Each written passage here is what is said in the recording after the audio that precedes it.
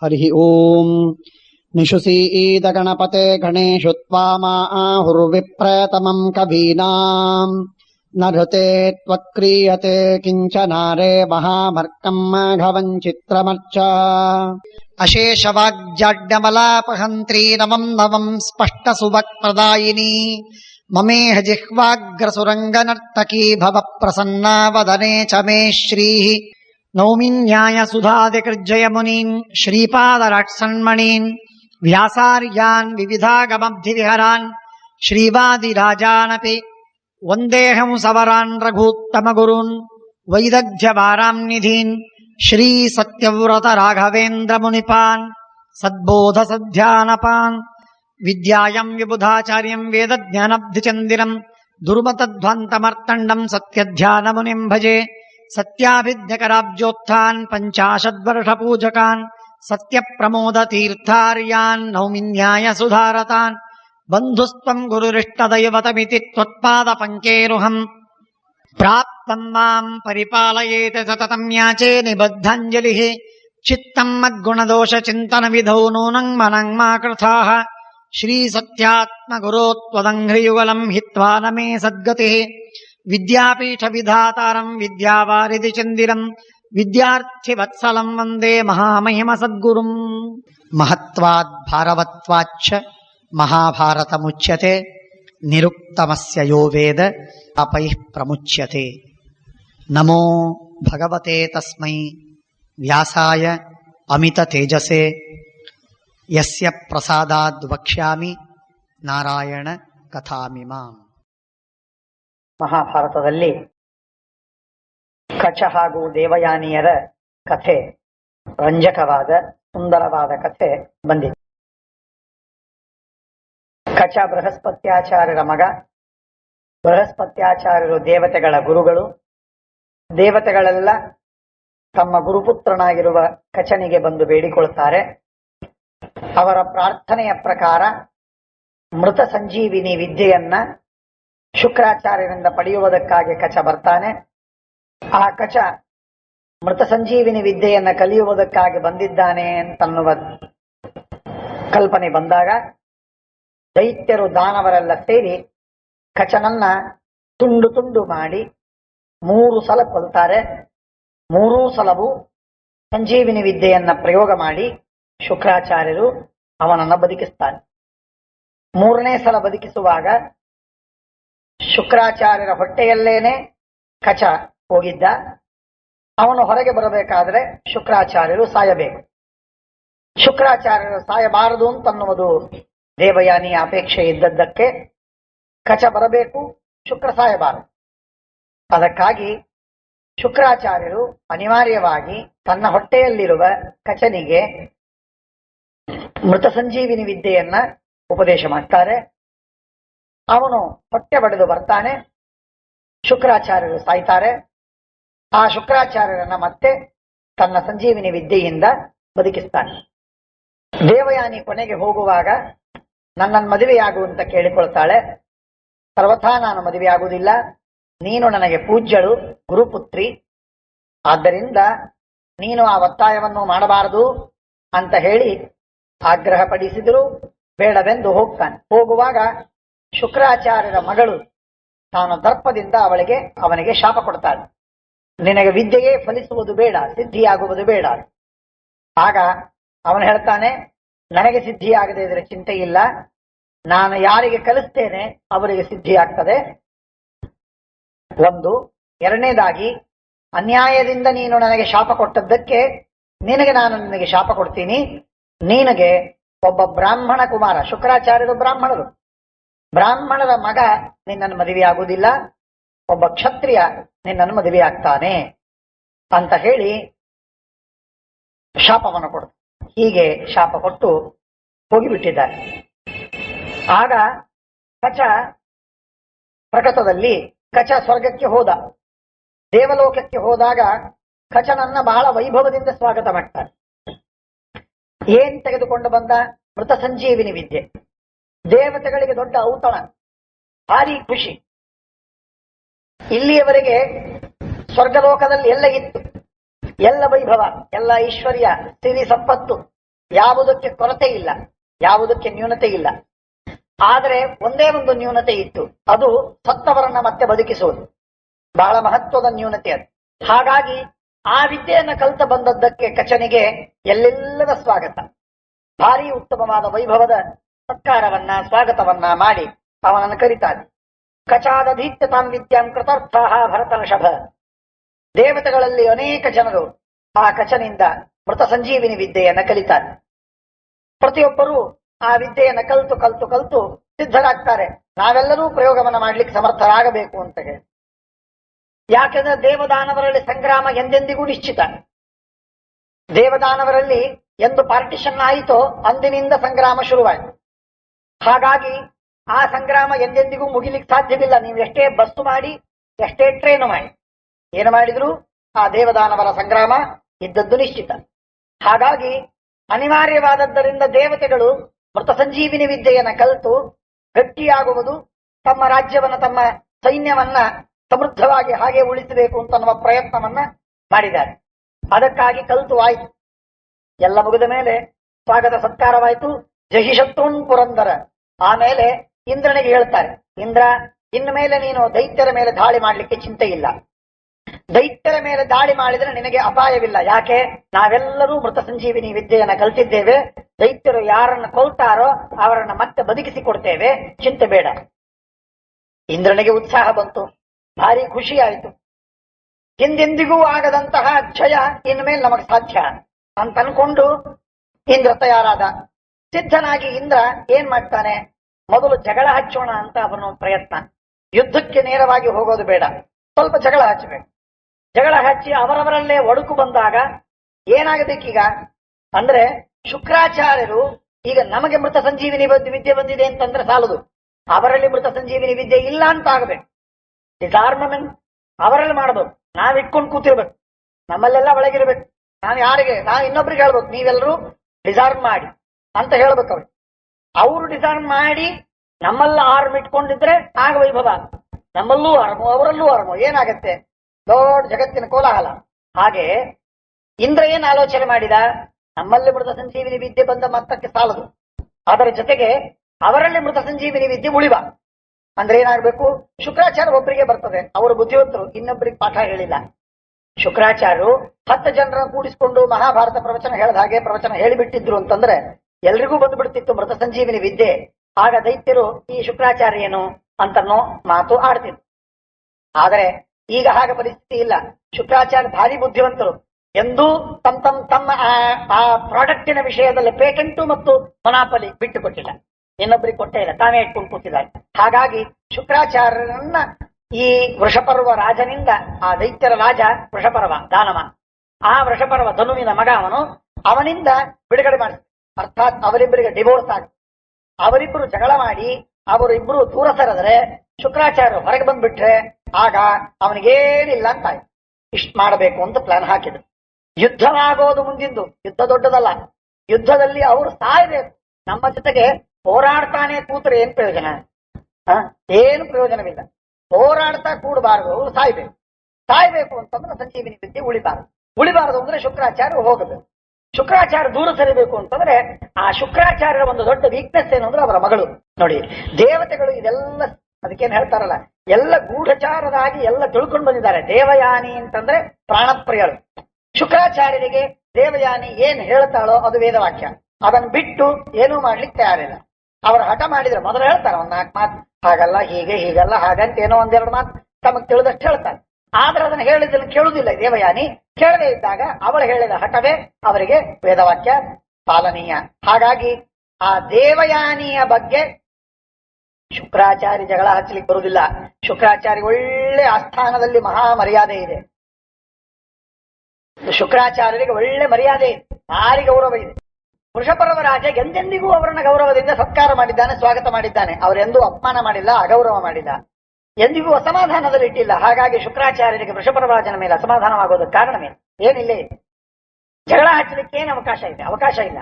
ಹಾಗಾದ್ರೆ ಏನ್ ಮಾಡಬೇಕು? ಜಗಳ ಹಚ್ಚೋದು ಹೆಣ್ಮಕ್ಕಳಲ್ಲಿ ಹಚ್ಚಿಬಿಟ್ರೆ ಸುಲಭ. ಅವರಿಗೆ ವಿವೇಕ ಇಲ್ಲದೇನೆ ಜಗಳ ಆಡ್ತಿರ್ತಾರ, ಹಾಗೆ ನಡೀತಿರ್ತದೆ ಆನ್ ಅಂಡ್ ಆನ್. ಆದ್ದರಿಂದ ದೇವಯಾನಿಗೆ ಹೇಳಿದೆ. ಅದು ಎಷ್ಟು ದೀರ್ಘವಾಯ್ತು ಜಗಳ ನೋಡ್ಕೊಳ್ಳಿ. ಹೆಣ್ಣುಗಳಲ್ಲಿ ಜಗಳ ಆಗಬಾರದು, ನಿಜವಾಗಿ ತಿಳುವಳಿಕೆ ಗಳಿಸಿಕೊಂಡು ವಿವೇಕದಿಂದ ಅವರು ಇದ್ದು ಬಿಟ್ರೆ ಈ ಸಮಾಜದಲ್ಲಿ ಕಲಹ, ಈ ಕೋಲಾಹಲ. ಒಂದು ಕುಟುಂಬ, ಅಣ್ಣ ತಮ್ಮ ಇಬ್ಬರಿರ್ತಾರೆ, ಅತ್ಯಂತ ಪ್ರೇಮದಿಂದ ಒಬ್ರು ಇನ್ನೊಬ್ಬರಿಗೆ ಪರಸ್ಪರವಾಗಿ ಪ್ರಾಣ ಕೊಟ್ಟು ಬದುಕ್ತಾರೆ, ಬೆಳಿತಾರೆ. ಆದರೆ ಮನೆಯಲ್ಲಿ ಹೆಣ್ಣುಗಳು ಬಂತೋ ಹೊರಗಿನಿಂದ ಅವರು ಪ್ರಾಣ ತಗೊಳ್ಳಿಕ್ಕೂ ತಯಾರಾಗ್ತಾರೆ. ಇಷ್ಟರ ಮಟ್ಟಿಗೆ ಜಗಳ ಆಗತ್ತೆ. ಇದನ್ನು ನಾವು ಇತಿಹಾಸದಲ್ಲಿ ಕಂಡಿದ್ದೇವೆ, ವರ್ತಮಾನದಲ್ಲಿ ನೋಡ್ತೇವೆ, ಭವಿಷ್ಯದಲ್ಲೂ ಅದನ್ನೇ ಊಹಿಸ್ತಿದ್ದೇವೆ. ಹಾಗಾಗಿ ಇದೇನು ಆಶ್ಚರ್ಯದ ಸಂಗತಿ ಅಲ್ಲ. ಆದ್ರಿಂದ ಹೆಣ್ಣಿಗೆ ತಲೆ ಕೆಡಿಸ್ಬೇಕು. ದೇವಯಾನಿ ಶುಕ್ರಾಚಾರ್ಯರ ಜೀವನಾಡಿ ಅಂದ್ರೆ ದೇವಯಾನಿ.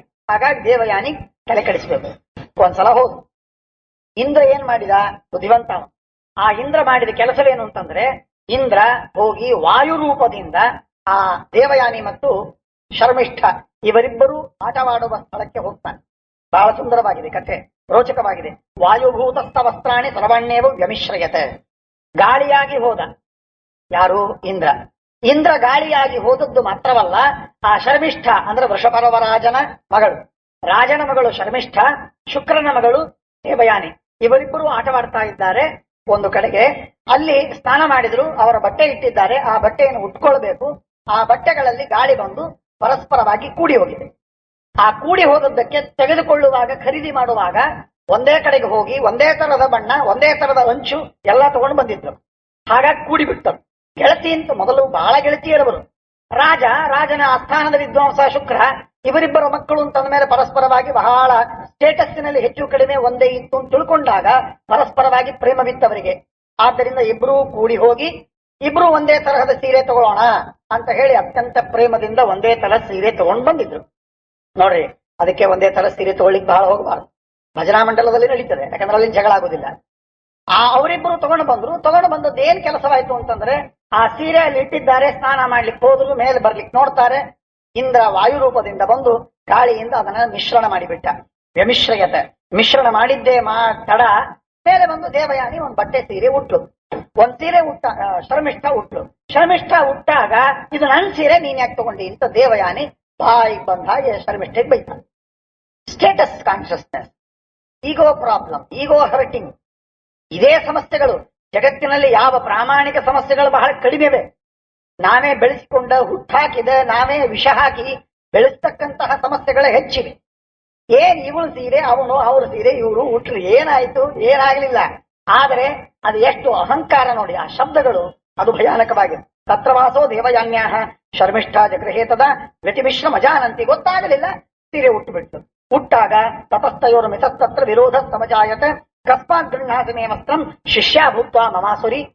ನನ್ನ ಶಿಷ್ಯಳು ನೀನು, ನಾನು ನಿಮ್ ತಂದೆ ಗುರುವಿನ ಮಗಳು. ನಾನು ಅಂದಮೇಲೆ ನೀನು ನನ್ನ ಶಿಷ್ಯಳು, ನಾನು ಗುರುಪುತ್ರಿ. ನನ್ನ ಮರ್ಯಾದೆ, ನನ್ನ ಘನತೆ, ನನ್ನ ಯೋಗ್ಯತೆ, ನನ್ನ ಸಾಮರ್ಥ್ಯ, ನನ್ನಿಂದಾಗಿ ನೀವು ಬದುಕಿರಿ. ಆದ್ದರಿಂದ ನೀವು ಕ್ಷುಲ್ಲಕರು, ಶೂದ್ರರು, ಅಲ್ಪರು, ಅಧಿಕರು, ಅಧಮರು. ಆದ್ದರಿಂದ ನಾನು ಉತ್ತಮಳು, ನನ್ನ ಸೀರೆ ನೀವು ಹುಟ್ಟದ್ದಕ್ಕೆ ನೀನು ತುಚ್ಛ ಅಂತ ಹೇಳಿ ಬಾಯಿ ಬಂದಾಗ ಬೈದಳು. ಸಮುದಾಚಾರ ಹೀನಾಯಾಹ ನತೆ ಸಾಧ ಭವಿಷ್ಯತೆ. ಆಚಾರ ಇಲ್ಲ, ವಿವೇಕ ಇಲ್ಲ, ತಿಳುವಳಿಕೆ ಇಲ್ಲ, ವ್ಯವಹಾರ ಏನು ಅಂತ ನಮಗೆ ಗೊತ್ತಿಲ್ಲ ನಿನಗೆ ಅಂತ ಹೇಳಿ ದೇವಯಾನಿ ಬಾಯಿಗೆ ಬಂದಾಗ ಅಂತ. ಶರ್ಮಿಷ್ಠಾಗಂದ್ರೆ ಶರ್ಮಿಷ್ಠ ಸುಮ್ಮನೆ ಕೊಡ್ತಾಳ. ಹಾಗ ಅನ್ಸ್ಕೊಂಡು ಕೂಡೋ ಹೆಣ್ಣು ಎಲ್ಲಾದ್ರೂ ಜಗತ್ತಲ್ಲಿ ಉಂಟೆ? ಇಲ್ಲ, ಯಾರ್ಯಾರು ಇಲ್ಲ. ಸೀತಾ ಒಬ್ಳೆ. ಆಸೀನಂಚ ಶಾನಂಚ ಪಿತಾತೆ ಪಿತರಮ್ಮಮ ತೌತಿ ಬಂದೀವ ಚಾಭೀಕ್ಷಣ ನೀಚೈ ಸ್ಥಿತ್ವ ವಿನೀತವತ. ಆಗ ಶರ್ಮಿಷ್ಠ ಹೇಳ್ತಾಳೆ, ಏನ್ ಹೇಳ್ತಾಳೆ ಅವಳು? ನಮ್ ರಾಜ, ನಮ್ಮಪ್ಪ, ನೀವು ಭಿಕ್ಷುಕರು, ನೀವು ಬೇಡಿ ತಿಂತೀರಿ, ಕೊಟ್ಟದ್ದನ್ನ ನಾವೇನ್ ಭಿಕ್ಷೆ ಬಗಿತೇವಲ್ಲ ಎಂಜಲು, ಅದನ್ನ ತಿನ್ನೋರು ನೀವು. ನಮ್ಮಪ್ಪ ಮಲಗಿರ್ತಾನೆ, ನಿಮ್ಮಪ್ಪ ಕಾಲ ಹತ್ರ ಬಂದು ನಮ್ಮ ಅಪ್ಪನ ಸ್ತೋತ್ರ ಮಾಡ್ತಾನೆ. ಗೊತ್ತಾ? ನೋಡಿಯ ನೀನು, ರಾಜನ ಅರಮನೆಗೆ ಬಂದೇ ಇಲ್ಲ ನೀನು, ನಿನಗೆ ಗೊತ್ತು. ನಮ್ಮಪ್ಪ ಮಲಗಿರ್ತಾನೆ, ಮಲಗಿದಾಗ ನಿಮ್ಮಪ್ಪ ಬಂದು ನಮ್ಮನ್ನ ಸ್ತೋತ್ರ ಮಾಡ್ತಾನೆ. ನಮ್ಮಪ್ಪ ಕೂತಿರ್ತಾನೆ, ಅವನು ನಿಂತು ಸ್ತೋತ್ರ ಮಾಡ್ತಾನೆ. ಮೇಲಿರ್ತಾನೆ, ಕೆಳಗೆ ನಿಂತು ಮಾತಾಡ್ತಾನೆ, ವಿನೀತರಾಗಿ ತಲೆಬಾಗಿ ಮಾತಾಡ್ತಾನೆ.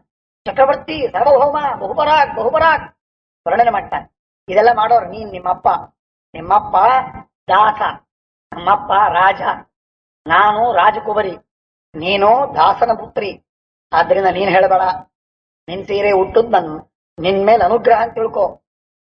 ನಿನ್ ಸೀರೆ ನಾನು ಹುಟ್ಟದ್ದು ಅನುಗ್ರಹ ಅಂತ ತಿಳ್ಕೊ. ಹೀಗೆ ಇವಳು ಯಾಚತಸ್ತ್ವಂ, ನಿಮ್ಮಪ್ಪ ಬೇಡ್ತಾನೆ, ಭಿಕ್ಷುಕ. ಯಾಚತಸ್ತ್ವಂ ದುಹಿತ ಸುವತಃ ಪ್ರತಿಗೃಹತಃ. ಸ್ತೋತ್ರ ಮಾಡೋನು ಯಾಚಕ, ಬೇಡಿ ಬಯಸುವವನು. ಸ್ವೀಕಾರ ಮಾಡುವವನು ಭಿಕ್ಷುಕ. ನಮ್ಮಪ್ಪ ದಾನ ಕೊಡೋನು, ಸ್ತೋತ್ರ ಮಾಡಿಸಿಕೊಳ್ಳುವವನು, ಎಂದೆಂದಿಗೂ ಯಾಚನೆ ಮಾಡದೇ ಇದ್ದವನು ನಮ್ಮಪ್ಪ.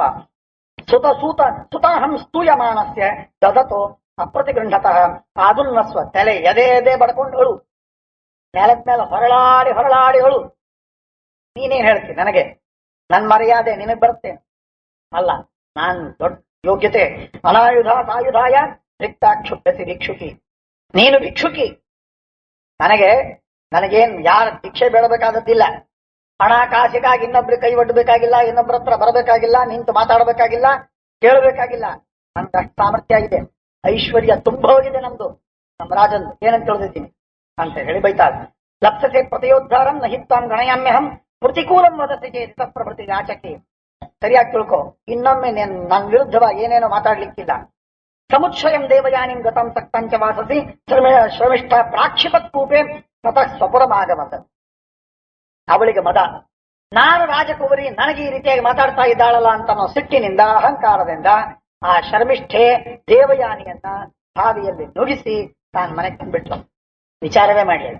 ಸತ್ವೋ ಬಿತ್ತೋ ಏನಾಗತ್ತೋ ಏನೋ ಬೇಕಾಗಿಲ್ಲ ಅಂತ ಅನ್ಕೊಂಡು ಅವಳ ನುಗ್ಗಿಸಿ ತಾನು ಎದ್ದು ಹೊರಟು ಬಂದೇ ಬಿಟ್ಟು ಅರಮನೆಗೆ ಬಂದಿದ್ದಾಳೆ. ತನ್ನಷ್ಟೆ ತಾನು ಹಾಯಾಗಿ ಕೂತಿದ್ದಾಳೆ.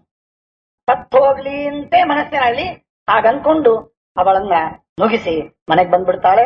ಅನವೇಕ್ಷಯವು ವೇಶ್ಮ ಕ್ರೋಧವೇಗ ಪರಾಯಣ ಪ್ರವಿಶ್ಯ ಸ್ವಗೃಹಂ ಸ್ವಸ್ಥ ಧರ್ಮಮಾಸುರಸ್ಥಿತ. ಹೀಗೆ ಶಾಂತಯುಗ್ಮ ಶಾಂತಹಯ ಮೃಗಲಿಪ್ತುಪಿಪಾಸಿತಃ. ಅಷ್ಟೊತ್ತಿಗೆ ಈಚೆ ಒಬ್ಬ ರಾಜ ಬರ್ತಾನೆ. ಅವನು ಯಯಾತಿ, ನಹುಷರಾಜನ ಮಗ. ಯತಿ, ಆಯತಿ, ಯಯಾತಿ, ಸಂಯಾತಿ ಅಂತ 6 ಜನ ಮಕ್ಕಳಲ್ಲಿ ಒಬ್ಬ ಇವನು ಯಯಾತಿ. ಆ ಯಯಾತಿ ಬರ್ತಾನೆ. ಯಯಾತಿ ಬಂದು ಅವನ ಕುದುರೆ ಎಲ್ಲ ಹಣ್ಣಾಗಿವೆ, ಓಡಿ ಓಡಿ ಓಡಿ ಬಂದಿವೆ. ಆದ್ರಿಂದ ಆಯಾಸವಾದದ್ದರಿಂದ ಬಾವಿಯಲ್ಲಿ ಇಣುಕಿ ನೋಡ್ತಾ ಇದ್ದಾನೆ, ನೀರಿದೆ ಏನು? ನೀರಿಲ್ಲ. ಆ ನೀರಿಲ್ಲದ ಬಾವಿಯೊಳಗೆ ಶರ್ಮಿಷ್ಠ ದೇವಯಾನಿ ಬಿದ್ದಿದ್ದಾಳೆ. ಅವಳನ್ನು ನೋಡಿ ಅವಳು ಅಳ್ತಾ ಇದ್ದಾಳೆ, ದುಃಖ ಪಡ್ತಾ ಇದ್ದಾಳೆ. ಅದನ್ನು ನೋಡಿ ನೀನ್ ಯಾರು, ಇಲ್ಲಿ ಯಾಕೆ ಬಂದಿದ್ದಿ, ಏನ್ ಕೆಲಸ, ಏನ್ ಕಾರ್ಯ, ಯಾಕಿದ್ದಿ ನೀನು ಅಂದಾಗ, ಯೋಸೌ ದೇವೈಹಿ ಹತಾನ್ ದೈತ್ಯಾನ್ ಉತ್ಥಾಪಯತೆ ವಿದ್ಯೆಯ.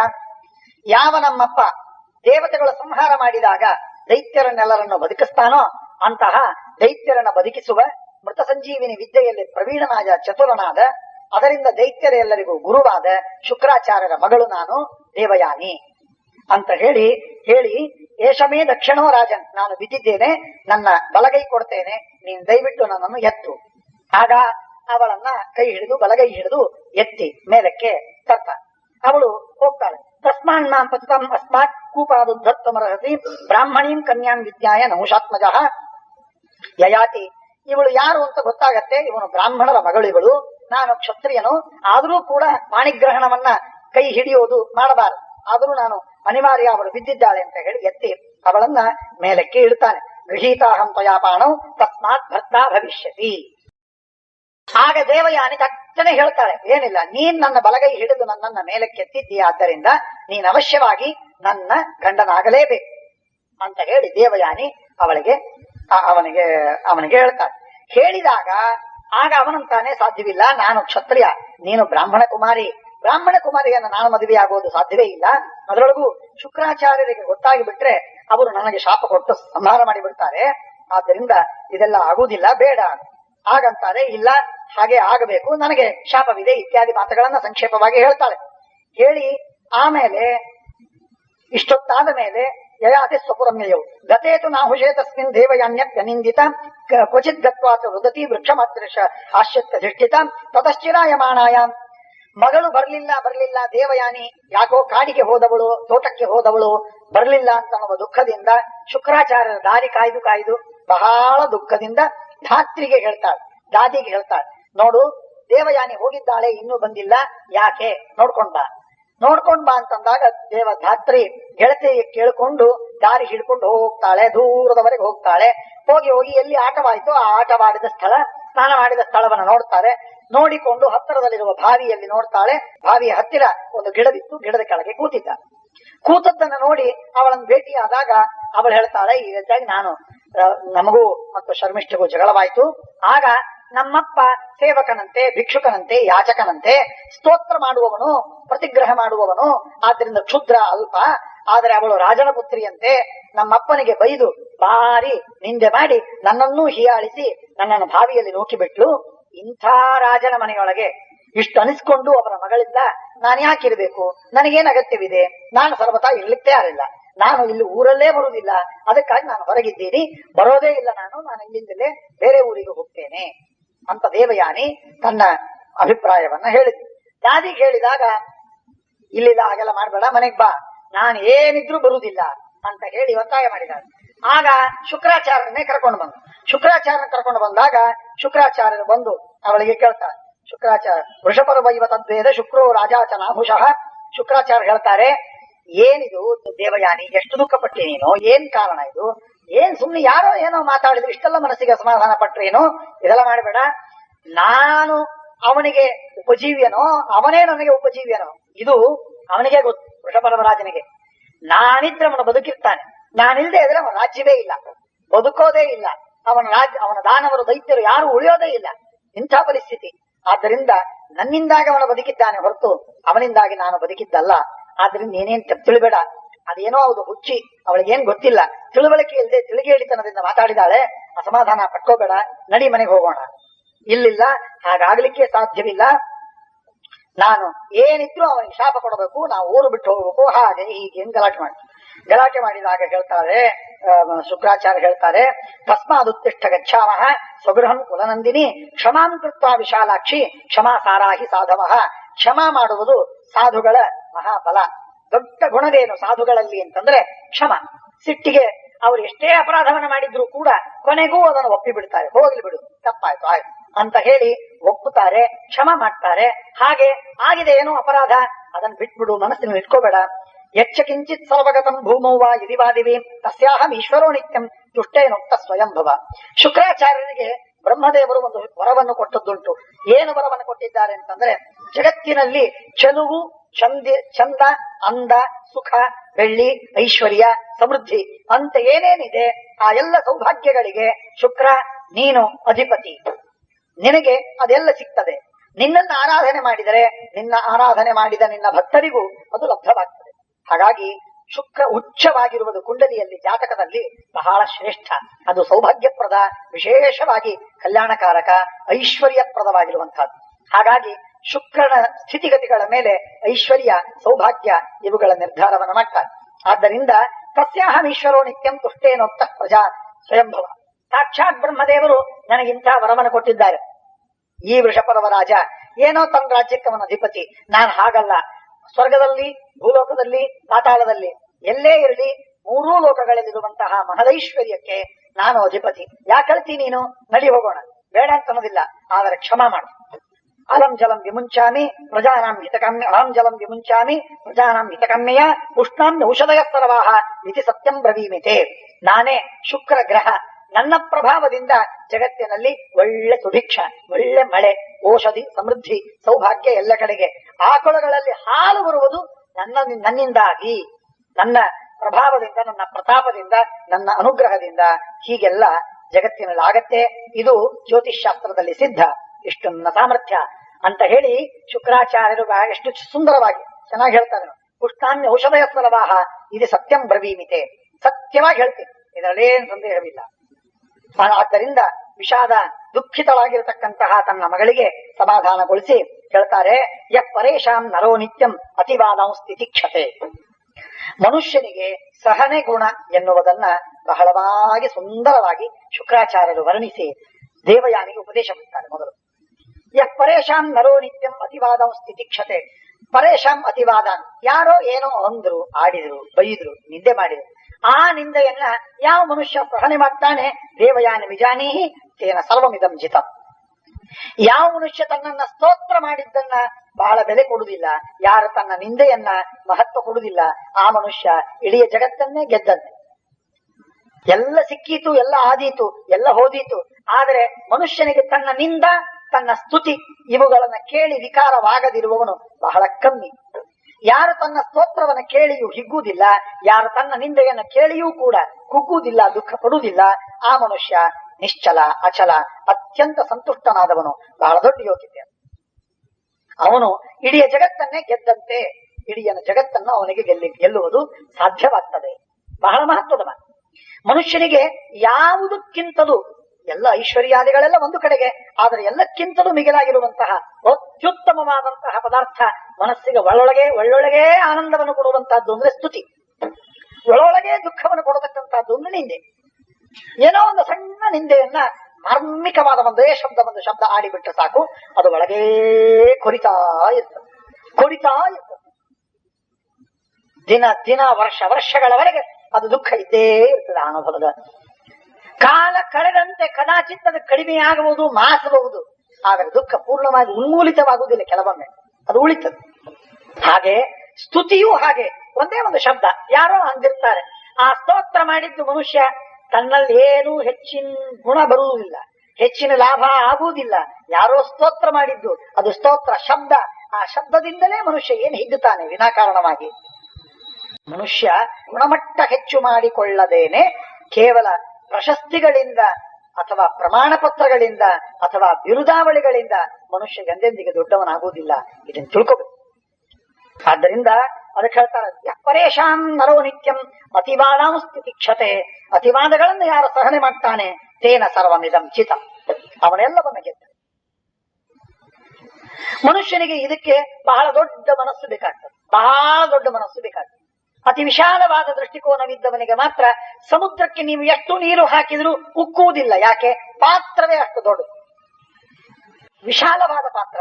ಹಾಗಾಗಿ ವಿಶಾಲವಾದ ಪಾತ್ರದಲ್ಲಿ ನೀವು ಎಷ್ಟು ಡ್ರಮ್ ನೀರು ಹಾಕಿದ್ರು ನಮ್ಗೆ ಡ್ರಮ್ ಹೆಚ್ಚು, ಆದ್ರೆ ಆ ಪಾತ್ರಕ್ಕೆ ಅದು ಒಂದೆರಡು ಕಣ, ಒಂದೆರಡು ಹನಿ, ಅದಕ್ಕೆ ಹೆಚ್ಚಲ್ಲ. ಹಾಗೆ ಮನುಷ್ಯನಿಗೆ ಯಾರು ತನ್ನನ್ನು ತಾನು ಚೆನ್ನಾಗಿ ಅರ್ಥ ಮಾಡಿಕೊಂಡಿದ್ದಾನೆ ಆ ಮನುಷ್ಯನಿಗೆ ಯಾರ ಸ್ತುತಿಯಿಂದಲೂ ಕೋಡು ಬರುವುದಿಲ್ಲ, ಯಾರ ನಿಂದೆಯಿಂದಲೂ ಹಾನಿಯಾಗುವುದಿಲ್ಲ, ಏನೂ ವಿಕಾರವಾಗುವುದು. ತಟಸ್ಥನಾಗಿರ್ತಾನೆ, ಕೂಟಸ್ಥನಾಗಿರ್ತಾನೆ. ಅದನ್ನ ಬಹಳ ಸುಂದರವಾಗಿ ಹೇಳ್ತಾರೆ. ಎಸ್ ಸಮುತ್ಪತಿತಂ ಕ್ರೋಧಂ ನಿಗೃಹಾತಿ ಹಯಂ ಯಥಾ ಸಯಂತೆ ತಿಚ್ಚತೆ ಸದ್ಭಿ ಯೋ ನಯೋರಶ್ಮಿಷು ಲಂಬತೆ. ಸಮುತ್ಪತಿತವಾದ ಕ್ರೋಧವನ್ನ, ತನ್ನ ಸಿಟ್ಟನ್ನ ಯಾರು ನಿಯಂತ್ರಣ ಮಾಡಿಕೊಳ್ತಾನೆ ಆ ಮನುಷ್ಯ ಎಂತ ನಿಜವಾಗಿ ನಿಯಮನ ಮಾಡುವವನು, ಅವನು ನಿಜವಾಗಿ ಯತಿ. ಯಮನ ಮಾಡಿದವನು, ನಿಯಮನ ಮಾಡಿದವನು, ನಿಯಂತ್ರಿಸಿದವನು. ಆದ್ದರಿಂದ ಅಂಥ ಉತ್ತಮವಾದದ್ದು ಸಮುತ್ಪತ್ತಂ ಕ್ರೋಧಂ ಅಕ್ರೋಧೇನ ನಿರಸ್ಯತೆ. ಒಬ್ಬ ವ್ಯಕ್ತಿ ತನ್ನ ಮೇಲೆ ಸಿಟ್ಟು ಮಾಡಿದ, ಆ ಕೋಪಿಸಿಕೊಂಡ ವ್ಯಕ್ತಿಯನ್ನ ಶಮನದಿಂದ, ಸಾಂತ್ವನದಿಂದ, ಶಾಂತಿಯಿಂದ ಅವನನ್ನು ಗೆದ್ದ, ಶಾಂತಿಯಿಂದ ಅವನಿಗೆ ಉತ್ತರ ಕೊಟ್ಟ, ಶಾಂತಿಯಿಂದ ಆ ಸಮಸ್ಯೆಯನ್ನು ಬಗೆಹರಿಸಿದ. ಆ ಮನುಷ್ಯ ಬಹಳ ದೊಡ್ಡ ಮನುಷ್ಯ. ಜಗಳಕ್ಕೆ ಜಗಳ ಎಂದೆಂದಿಗೂ ಉತ್ತರವಾಗುವುದಿಲ್ಲ. ಯಾಕೆ ಅಂದ್ರೆ ಅದಕ್ಕೆ ಎಂದೆಂದಿಗೂ ಉಪಶಾಂತಿಯೇ ಇಲ್ಲ. ಇವರಿಗೆ ಅವರು ಹೊಡೆದದ್ದು, ಅವರಿಗೆ ಇವರು ಹೊಡೆದದ್ದು, ಇವರಿಗೆ ಅವರು, ಅವರಿಗೆ ಇವರು. ಇದು ನಿಂದೋದು ಯಾವಾಗ? ಅವನಂದ ಅಂತ ಇವನಂತಾನೆ, ಇವನಂದ ಅಂತ ಅವನಂತಾನೆ. ಈ ಅಂದದ್ದು ಅಂತ ಅನ್ನೋದು ಮುಗಿಯೋದೇನೆ, ಎಂದಾದ್ರೂ ಮುಗಿಯುತ್ತೇನೆ? ಮುಗಿಯುವುದಿಲ್ಲ. ಒಂದು ಪಕ್ಷ ಪೂರ್ಣ ಸತ್ತು ಹೋಗದ ಹೊರತು ಮುಗಿಯುವುದು. ಆದ್ದರಿಂದ ಸಮಾಧಾನದಲ್ಲಿ ಬಹಳ ದೊಡ್ಡ ಗುಣವಿದೆ, ಜಗಳದಲ್ಲಿ ಹೆಚ್ಚಿನ ಲಾಭ ಇಲ್ಲ. ಆದ್ರಿಂದ ಕೋಪಿಸ್ಕೊಳ್ಬೇಡ, ದೇವಯಾನಿ ಬಿಟ್ಟು ಬಿಡು, ಬಿಟ್ಟು ನಡಿ, ಹೋಗೋಣ. ದೇವಯಾನಿ ವಿಜಾನೀಹಿ ತೇನ ಸರ್ವಮಿದಂ ಜಿತಂ ಯಸ್ ಸಮುತ್ಪತ್ತಂ ಕ್ರೋಧಂ ಕ್ಷಮಯೇಹ ನಿರಸ್ಯತೆ ಯಥೋ ರಗಸ್ವತಂ ಜೀರ್ಣಂ ಸವೈ ಪುರುಷ ಉಚ್ಯತೆ ಸಂಧಾರಯತೆ ಮೃತ್ಯುಂ ಯೋತಿವಾದಂ ಸ್ಥಿತಿಕ್ಷತೆ ಯಶ್ಚ ತತ್ವ ನ ತಪತಿ ದೃಢಂ ಸೋರ್ಥಸ್ಯ ಭಾಜನಂ ನ ಕ್ರುದ್ಧೇದ್ ಯಶ್ಚ ಸರ್ವಸ್ಯ ತಯೋರ ಕ್ರೋಧನೋಧಿಕಃ. ಎಲ್ಲ ಧರ್ಮಗಳನ್ನ ಮಾಡುವ ವ್ಯಕ್ತಿ ಒಂದು ಕಡೆಗೆ, ಸಿಟ್ಟಿಗೆ ಬಾರದಂತಹ, ಕೋಪಿಸಿಕೊಳ್ಳದಂತಹ ಒಬ್ಬ ವ್ಯಕ್ತಿ ಒಂದು ಕಡೆಗೆ. ಹೀಗೆ ಇಬ್ಬರು ವ್ಯಕ್ತಿಗಳಲ್ಲಿ ಯಾರು ಉತ್ತಮರು ಅಂದ್ರೆ ಕೋಪಗೊಳ್ಳದಂತಹ ವ್ಯಕ್ತಿ ಉತ್ತಮ, ಕೋಪಗೊಳ್ಳದ ವ್ಯಕ್ತಿ ಉತ್ತಮ. ತಯೋರ ಅಕ್ರೋಧನೋಧಿಕ. ಎಂತ ಉತ್ತಮವಾದ ಉದ್ದೇಶ. ತಸ್ಮಾದ್ ಅಕ್ರೋಧನ ಶ್ರೇಷ್ಠ ಕಾಮಕ್ರೋಧವು ವಿಗರ್ಹಿತವು ಕ್ರುದ್ಧಸ್ಯ ನಿಷ್ಫಲಾನ್ನೇವ ದಾನ ಯಜ್ಞ ತಪಂಸಿ ಚ. ಮಾಡಿದ ಸಾಧನಗಳೆಲ್ಲ ಸಿಟ್ಟಿಗೆ ಬಂದು ಕೋಪಿಸಿಕೊಂಡು ಮಾಡುವ ಸಾಧನಗಳೆಲ್ಲ ವ್ಯರ್ಥ, ಎಲ್ಲ ಭಸ್ಮ, ಎಲ್ಲ ವ್ಯರ್ಥ, ಸುಟ್ಟೋಗತ್ತೆ, ಹಾಳಾಗತ್ತೆ. ನಯತರ್ನ ತಪಸ್ವೀಚ ನಯಜ್ವಾ ನಚ ಧರ್ಮಭಾಗ್ ಕ್ರೋಧಸ್ಯ ಯೋ ವಶಂ ಗಚ್ಚೇತ್ ತಸ್ಯ ಲೋಕದ್ವಯಂ ನಚ. ಮೇಲಿನ ಲೋಕವೂ ಇಲ್ಲ, ಕೆಳಗಿನ ಲೋಕವೂ ಇಲ್ಲ, ಭೂಲೋಕ ಇಲ್ಲ. ಯಾವ ಲೋಕದಲ್ಲೂ ಅವನಿಗೆ ಸ್ಥಾನವಿಲ್ಲ, ಸುಖ ಇಲ್ಲ, ಸದ್ಗತಿ ಇಲ್ಲ. ಪುತ್ರೋ ಭೃತ್ಯ ಹೃದ್ಭ್ರಾತ ಭಾರ್ಯ ಧರ್ಮಶ್ಚ ಸತ್ಯತ ತಸ್ಸೈತಾನಿ ಅಪಯಾಸ್ಯಂತಿ ಕ್ರೋಧಶೀಲಸ್ಯ ನಿಶ್ಚಿತ. ನಿಯಮೇನ ಸಿಟ್ಟಿಗೆ ಬರುವ, ಅಕಾರಣವಾಗಿ ಕೋಪಿಸಿಕೊಳ್ಳುವ, ಅತೀ ಕ್ಷುದ್ರ ಕಾರಣಕ್ಕಾಗಿ ಬ್ರಹ್ಮಾಂಡವನ್ನು ಸೀಳಿ ಹಾಕುವ ಯಾವ ಮನುಷ್ಯನೋ ಆ ಮನುಷ್ಯನಿಗೆ ಯಾರು ಅವನಿಗೆ ಹಿತದವರು, ಹತ್ತಿರದವರು, ಆತ್ಮೀಯರು ಅಂತ ಉಳಿಯುವುದಿಲ್ಲ. ಯತ್ಕುಮಾರ ಕುಮಾರಿಯಶ್ಚ ವೈರಂ ಕುರಿಯು ರಚೇತ ಸಹ ನ ತತ್ರಾಜ್ಞೋನು ಕುರುವೀತ ನ ವಿದುಸ್ತೆ ಬಲಾಬಲಂ. ಹುಡುಗ ಹುಡುಗಿ ಹೆಣ್ಣು ಗಂಡು ಯಾವುದೋ ಮಕ್ಕಳು, ಸಣ್ಣ ಸಣ್ಣ ಮಕ್ಕಳು ತಮ್ದೇನೋ ಒಂದ್ ಸಣ್ಣ ಪದಾರ್ಥ, ನನ್ನ ರಬ್ಬರ್ ಬ್ಯಾಂಡ್ ತಗೊಂಡಿ ಅಂತೇಳಿ ಜಗಳ ಆಡ್ತಾರೆ, ನನ್ನ ಪೆನ್ಸಿಲ್ ತಗೊಂಡಿ ಅಂತೇಳಿ ಜಗಳ ಆಡ್ತಾರೆ. ಅವ್ರು ಜಗಳ ಆಡ್ತಾರೆ ಅಂತಂದ ಹಾಗೆ ನಾವು ಜಗಳ ಆಡಿದರೆ ಸರಿಯಾ? ಶುದ್ರವಾದ ಕಾರಣಕ್ಕೆ ನಂದೇನೋ ನೀನ್ ತಗೊಂಡಿ, ನಿಂದೇನೋ ನಾನ್ ತಗೊಂಡಿ, ಏನಿದೆಲ್ಲ ಜಗಳ? ಹೀಗೆಲ್ಲ ಜಗಳ ಆಡ. ಈ ತರಹದ ಜಗಳ ಗಂಟುತನ, ಈ ತರಹದ ಕ್ಷುದ್ರ ಸ್ವಭಾವ, ಅತಿ ಕ್ಷುದ್ರವಾಗಿರತಕ್ಕಂತಹ ದೃಷ್ಟಿಕೋನ ಮನುಷ್ಯನಿಗೆ ಶೋಭಿಸುವುದಿಲ್ಲ. ದೊಡ್ಡವನಿಗಂತೂ ಶೋಭಿಸುವುದೇ ಇಲ್ಲ. ಇದು ಸಣ್ಣ ಮಕ್ಕಳಿಗೆ ತಿಳುವಳಿಕೆ ಇರುವುದಿಲ್ಲ, ಬಲಾಬಲದ ವಿವೇಕ ಜ್ಞಾನ ಇರುವುದಿಲ್ಲ, ಅವ್ರಿಗೆ ಪರವಾಗಿಲ್ಲ. ದೊಡ್ಡವರಿಗಲ್ಲ. ವೇದಾಹಂ ತಾತ ಬಾಲಾಪಿ ಧರ್ಮಾಣಂ ಯದಿಹಂತರಂ. ದೇವಯಾನಿ ಶುರು ಮಾಡಿದ್ದು, ಅಪ್ಪ ನೀವು ಹೇಳೋ ಎಲ್ಲ ಉಪದೇಶ ನನಗೆ ಗೊತ್ತು. ಈ ಶ್ಲೋಕವನ್ನು ನಾನು ಹೇಳೇನು, ಕಂಠಪಾಠ ಮಾಡಿ ಹೇಳ್ಬಿಡ್ತೇನೆ, ನನಗೆಲ್ಲ ಕಂಠಸ್ಥ. ಆದರೆ ಈಗ ನಾನು ನಿಮ್ಮ ಮನೆಗೆ ಬರುವುದಿಲ್ಲ. ಆ ವೃಷಪರ್ವರಾಜನ ಪಟ್ಟಣದಲ್ಲಿ ನಾನು ಕಾಲಿಡುವುದಿಲ್ಲ. ಕೋಪಿಸಿಕೊಳ್ಳಬಾರದು ಗೊತ್ತು ನನಗೆ, ಆದ್ರೆ ನಾನು ಬರುವುದಿಲ್ಲ. ಉಪದೇಶ ಮಾಡಿದ್ರಿ, ನಿಮ್ ಕೆಲಸ ಮುಗಿತು. ಅಕ್ರೋಧೇ ಚಾತಿವಾದೇ ಚ ವೇದ ಚಾತಿ ಬಲಾಬಲಂ. ನನಗೆ ಗೊತ್ತಿಲ್ಲ ಅಂತಿಲ್ಲ. ಸ್ವವೃತ್ತಿ ಅನನುಷ್ಠಾಯ ಧರ್ಮ ಮುತ್ಸೃಜ್ಯ ತತ್ವತಃ ಶಿಷ್ಯಸ್ಯ ಅಶಿಷ್ಯ ವೃತ್ತಿಯಸ್ತು ನಕ್ಷಂತವ್ಯಂ ಬೃಹೂಷತ. ನಿಮ್ ಶಿಷ್ಯ ಹೌದೋ ಅಲ್ಲೋ, ಅವನು ಶಿಷ್ಯ ಹೌದು. ಅವನು ಹೇಗಿರ್ಬೇಕು? ಅವನು ಹಾಗಿರ್ಬೇಕು. ಅವನು ನಿಮಗೆ ಬಾಯಿಗೆ ಬಂದಾಗ ಯಾಚಕ, ಭಿಕ್ಷುಕ, ಬೇಡುವವ, ಕೇಳುವವ, ಸ್ತೋತ್ರ ಮಾಡುವವ ಅಂತ ಹೇಳಿ ಅವಳ ಮಗಳು ಹೇಳ್ತಾಳೆ ಅಂತಂದ್ರೆ ಅವನ ಮನೆಯಲ್ಲಿ ತಾನು ಅದೇ ರೀತಿಯ ಕಲಿಸಿಕೊಟ್ಟಿದ್ದಾನೆ ಅಂತ ಅರ್ಥವಲ್ಲೇನು? ತನ್ನ ಮಗಳಿಗೆ ಅದೇ ಮಾತಾಡಿ ಆಡಿ ಆಡಿ ಅದೇ ತರ ಕಲಿಸಿದ್ದಾನೆ ಅಂತ ಅರ್ಥ. ಅದರರ್ಥ ಅವಳು ಹಾಗೆ ಮಾತಾಡಿದ್ದಾಳೆ ಅಂದ್ರೆ ಅವಳ ತಂದೆಯ ಮನಸ್ಸಿನಲ್ಲೂ ಅದೇ ಭಾವನೆ ಇದೆ. ಅದಕ್ಕಾಗಿ ಆ ಶಬ್ದಗಳು ಮಗಳ ಬಾಯಿಯಿಂದ ಬಂದಿದೆ ಅಂದ್ಮೇಲೆ ಹಾಗಾದ್ರೆ ಏನಾದ ಹಾಗಾಯ್ತು? ಶಿಷ್ಯನಾಗಿ ಅಶಿಷ್ಯ ವೃತ್ತಿಯಲ್ಲಿದ್ದಾನೆ ಅವನು. ನಿಮ್ಮ ದಾಸನಾಗಿ ನಿಮ್ಮನ್ನು ಉಪಜೀವಿಸಿಕೊಂಡಿದ್ರೂ ಕೂಡ ನಿಮಗೆ ಅನುಕೂಲನಾಗಿಲ್ಲ, ದಾಸನಾಗಿಲ್ಲ, ವಿಧೇಯನಾಗಿಲ್ಲ, ಅನುವರ್ತಿಯಾಗಿಲ್ಲ ಅಂದ್ಮೇಲೆ ಅವನನ್ನು ಇಟ್ಕೊಂಡು ಏನ್ ಮಾಡ್ತೀರಿ? ಯಾಕೆ ಅವನನ್ನು ಇಷ್ಟು ಜಿ ಜಿ ಜಿ ಜಿ ಅಂತಬೇಕು? ಸಿಟ್ಟಿಗೆ ಬರಬೇಡಿ, ನಡಿ ಹೋಗೋಣ, ನಮ್ಮಷ್ಟಕ್ಕೆ ನಾವು ಹೋಗೋಣ. ನಾವ್ಯಾಕೆ ಅವನ ಮನೇಲಿ ಅವರ ಆಶ್ರಯದಲ್ಲಿ ಇರಬೇಕು? ಕೋಪಿಸ್ಕೊಳ್ಳೋದು ಬೇಡ ಅಲ್ಲ, ಏನು ಬಿಟ್ಬಿಡೋಣ, ನಡಿ ಹೋಗೋಣ, ಬಿಟ್ಬಿಡೋಣ ಅಷ್ಟೇನೆ, ಮತ್ತೊಂದಿಲ್ಲ ಏನಿಲ್ಲ. ಶಿಷ್ಯಸ್ಯ ಅಶಿಷ್ಯ ವೃತ್ತಿಯಸ್ತು ನಕ್ಷಂತವ್ಯಂ ಭೂಷತಃ ಪ್ರೇಷ್ಯ ಶಿಷ್ಯ ಸ್ವವೃತ್ತಿಂ ಹಿ ವಿಸರ್ಜ್ಯ ವಿಫಲಂ ಗತಃ ತಸ್ಮಾತ್ ಸಂಕೀರ್ಣ ವೃತ್ತೇಶು ವಾಸೋ ಮಮ ರೋಚತೆ. ಅವನು ನಿಮ್ಮ ದಾಸ, ಅವನು ನಿಮ್ಮ ಶಿಷ್ಯ. ನೀವು ಕೊಟ್ಟ ಸಂಜೀವಿನಿ ವಿದ್ಯೆಯನ್ನು ಅವನು ಬದುಕಬೇಕಾದವನು. ಅದರಿಂದಾಗಿ ಅವನ ರಾಜ್ಯ, ಸಮೃದ್ಧಿ, ಸೈನ್ಯ ಎಲ್ಲ ಉಳಿತದೆ. ಅಂದ ಮೇಲೆ ಇಂಥ ಮನುಷ್ಯನಿಗೆ ತಾನು ಈ ಶುಕ್ರಾಚಾರ್ಯರಿಂದ ನಾನು ಬದುಕಿದ್ದೇನೆ ಅನ್ನುವ ಕೃತಜ್ಞತೆ ಬುದ್ಧಿ ಇಲ್ಲದೆ ಇದ್ದಂತಹ ಈ ಮುಠಾಳ ವೃಷಪರ್ವರಾಜನ ಮನೆಯೊಳಗೆ ನಾವಿದ್ದು ನೀವು ಆಸ್ಥಾನ ವಿದ್ವಾಂಸರಾಗೋದೇನು, ಗುರುವಾಗೋದೇನು, ನಾವು ಅವರ ಮನೆಯಲ್ಲಿ ಇರೋದೇನು, ಅವರಿಂದ ಅನಿಸ್ಕೊಳ್ಳೋದೇನು ಬೇಕಾಗಿಲ್ಲ ನಮಗೆ. ಪುಮಾಂಸೋ ಯೇ ನಿಂದಂತಿ ವೃತ್ತೇನಾಭಿಜನೇನ ಚ ಮತೇಶು ನಿವಸೇತ್ ಪ್ರಜ್ಞ ಶ್ರೇಯೋರ್ಥಿ ಪಾಪ ಬುದ್ಧಿಷು. ಪಾಪಿಷ್ಠದವರು ನಾವು ಮಾಡಿದ ತಪ್ಪಿಗಾಗಿ ಅವರು ನಮಗೆ ಅನ್ಲಿ, ನಾವು ಮಾಡಿದ ತಪ್ಪಿಗಾಗಿ ನಮಗಂದ್ರೆ ನಾವು ಆಗ ಕ್ಷಮ ಮಾಡೋಣ, ಇಲ್ಲದೆ ಇದ್ದಾಗ ವಿನಾಕಾರಣವಾಗಿ ಕ್ಷಮ ಮಾಡಬೇಕು. ದೇವಯಾನಿಯ ಆರ್ಗ್ಯುಮೆಂಟ್ ಸ್ವಲ್ಪ ಹೌದು ಅಂತ ಅನಿಸ್ತಾ ಇದೆ ಶುಕ್ರಾಚಾರ್ಯ. ನಿಧಾನವಾಗಿ ಅದು ನಿಜವೇನೋ ಪಾಪ ದೇವಯಾನಿ ಹೇಳ್ತಾ ಇದ್ದಾಳಲ್ಲ. ಸಾಮಾನ್ಯವಾಗಿ ಯಾರು ನಮಗೆ ಅತ್ಯಂತ ಪ್ರಿಯರಾದವರು ಅವರು ಹೇಳುವಂತಹ ಮಾತುಗಳು ನಮಗೆ ಯಾವಾಗಲೂ ಒಪ್ಪಿಗೆ ಆಗೇ ಬಿಡುತ್ತದೆ. ಇದೊಂದು ದುರ್ದೈವ ಮನುಷ್ಯ. ಕಾರಣಾಂತರದಿಂದ ಅವರ ಮೇಲೆ ಪ್ರೀತಿ ಮಾಡ್ತಿರ್ತಾನೆ, ಸ್ನೇಹವನ್ನು ಮಾಡ್ತಿರ್ತಾನೆ, ಗೌರವ ಇಟ್ಕೊಂಡಿರ್ತಾನೆ, ಅವ್ರು ಹೇಳಿದ ಯಾವುದೋ ಒಂದು ವಿಷಯ ಒಪ್ಪಿಗೆ ಆಗ್ಬಿಡ್ತಾರೆ. ರಾಜಕಾರಣದಲ್ಲಿ ಧುರಂಧರರು ಅಂತ ಹೇಳಿ ಟಿಳಕರು ಭಾರಿ ಪ್ರಸಿದ್ಧರಾದರು. ಆದ್ದರಿಂದ ಆ ಟಿಳಕರ ಎಲ್ಲಾ ಗೀತಾ ವ್ಯಾಖ್ಯಾನಗಳು ಜಗತ್ತಿಗೆ ಮಾನ್ಯವಾದವು. ಅವರೇನ್ ಗೀತೆಯಲ್ಲಿ ಬಹಳ ಪ್ರಭುಗಳಾಗಿರಬೇಕಾಗಿಲ್ಲ, ಸಮರ್ಥರಾಗಿರಬೇಕಾಗಿಲ್ಲ, ತತ್ವಜ್ಞಾನದಲ್ಲಿ ನಿಸ್ಸೀಮರಾಗಿರಬೇಕಾಗಿಲ್ಲ. ಆದರೂ ಅವರಿಗೆ ಒಂದು ಕಾರಣದಿಂದ ಅವರಿಗೆ ಗೌರವವಿದ್ದದ್ದರಿಂದ ಅವರಿಗೆ ಎಲ್ಲಾ ವಿಷಯದಲ್ಲೂ ಅವರು ಹೇಳಿದ ಮಾತು ನಮಗೆ ಮಾನ್ಯವಾಗ್ತದೆ. ಹೀಗೆ ಮನುಷ್ಯನಿಗೆ ಒಂದು ವೀಕ್ನೆಸ್ ಇದೆ. ಈ ವೀಕ್ನೆಸ್ ಅತಿಕ್ರಮ ಮಾಡಿ ಬರೋದೇನೆ ಬಹಳ ತೂಕ ಬೇಕು, ತಕ್ಕಡಿ ಬೇಕು. ತಕ್ಕಡಿ ಅಂದ್ರೆ ತಕ್ಕಡಿ ಬೇಕು, ತುಲಾರಾಶಿ ಬೇಕು. ಎಷ್ಟು ಅಂದ್ರೆ ಇಷ್ಟು, ಇಷ್ಟು ಅಂದ್ರೆ ಇಷ್ಟು, ಇಷ್ಟಲ್ಲ ಅಂದ್ರೆ ಅಲ್ಲ, ಅಲ್ಲ ಹೌದು ಅಂದ್ರೆ ಹೌದು ಅಂತಿರಬೇಕು. ಅಂದ್ರೆ ಮಾತ್ರ ಆಗತ್ತೆ, ಇಲ್ಲ ಅಂದ್ರೆ ಆಗುದಿಲ್ಲ. ತಕ್ಕಡಿ ಬೇಕು. ಕಂಡದ್ದಕ್ಕೆ ಕಂಡವರಿಗೆ ಪ್ರಾಶಸ್ತ್ಯ, ಗೌರವ, ಮಹತ್ವ, ಮರ್ಯಾದೆ ಏನೋ ಕೊಡ್ತೀನಿ, ಏನಾದ್ರು ಅರ್ಥ ಅಲ್ಲ, ಹಾಗೆಲ್ಲ ಮಾಡ್ತಕ್ಕದ್ದಲ್ಲ. ದುರ್ವೃತ್ತಾಹ ಪಾಪಕರ್ಮಾಣ ಚಂಡಾಲ ಧನಿನೋಪಿವ ನೈವ ಜಾತ್ಯಾ ಹಿ ಚಂಡಾಲಾಹ ಸ್ವಕರ್ಮ ವಿಹಿತ ಇರುವಿನ ಧನಾಭಿಜನ ವಿದ್ಯಾಸು ಸಕ್ತ ಚಂಡಾಲ ಧರ್ಮಿಣಃ ಅಕಾರಣಶ್ಚ ದ್ವಿಷ್ಯಂತಿ ಪರಿವಾದಂ ವದಂತಿತೆ ಸಾಧೋಸ್ತತ್ರ ನಮಾಸೋಸ್ತಿ ಪಾಪಿ ಪಾಪತಾಂ ವ್ರಜೇತ್ ಸುಕೃತೆ ದುಷ್ಕೃತೆ ವಾಪಿ ಯತ್ರ ಸಜ್ಜತಿ ಯೋನರಃ. ಹೀಗೆ ಅನೇಕ ಮಾತುಗಳನ್ನು ಹೇಳಿ ಅತಿವಾದ ವಕ್ತೃತೋ ನಿಸ್ಸರಂತಿ ಯೈರಾಹದ ಶೋಚತಿ ರಾತ್ರ್ಯಹಾನಿ. ಒಂದೇ ಒಂದು ಮಾತು, ಆ ಮಾತು ರಾತ್ರಿ ಹಗಲು ಆ ಮನುಷ್ಯನನ್ನು ಸುಡುತ್ತದೆ. ರಾತ್ರಿ ಹಗಲು ಆ ಮನುಷ್ಯನ ಮಾತು ಮನಸ್ಸನ್ನ ಪೀಡಿಸ್ತದೆ, ಅದು ಹಿಂಸೆ ಕೊಡ್ತದೆ. ಪರಸ್ಯ ನಾಮರ್ಮ ಸುತೆ ಪತಂತಿ ತಸ್ಮಾತ್ ಧೀರೋ ನೈವ ಮುಚ್ಚೆತ್ ಪರೇಶು. ಆದ್ದರಿಂದ ಇಷ್ಟು ಅವಮಾನ ಮಾಡಿದ್ದರಿಂದ ನಾನು ಬರಲಿಕ್ಕೆ ತಯಾರಿಲ್ಲ. ಶುಕ್ರಾಚಾರ್ಯರು ಸಿಟ್ಟು ಬಂತು. ಹೌದು, ದೇವಯಾನಿ ಹೇಳಿದ್ದೇನು ತಪ್ಪಿದೆ, ಪೂರ್ಣ ಸರಿಯಿದೆ. ಕೆಲವರ ಸ್ವಭಾವ ಹೀಗಿರ್ತದೆ. ಇದೊಂದು ಟ್ರೇಟ್.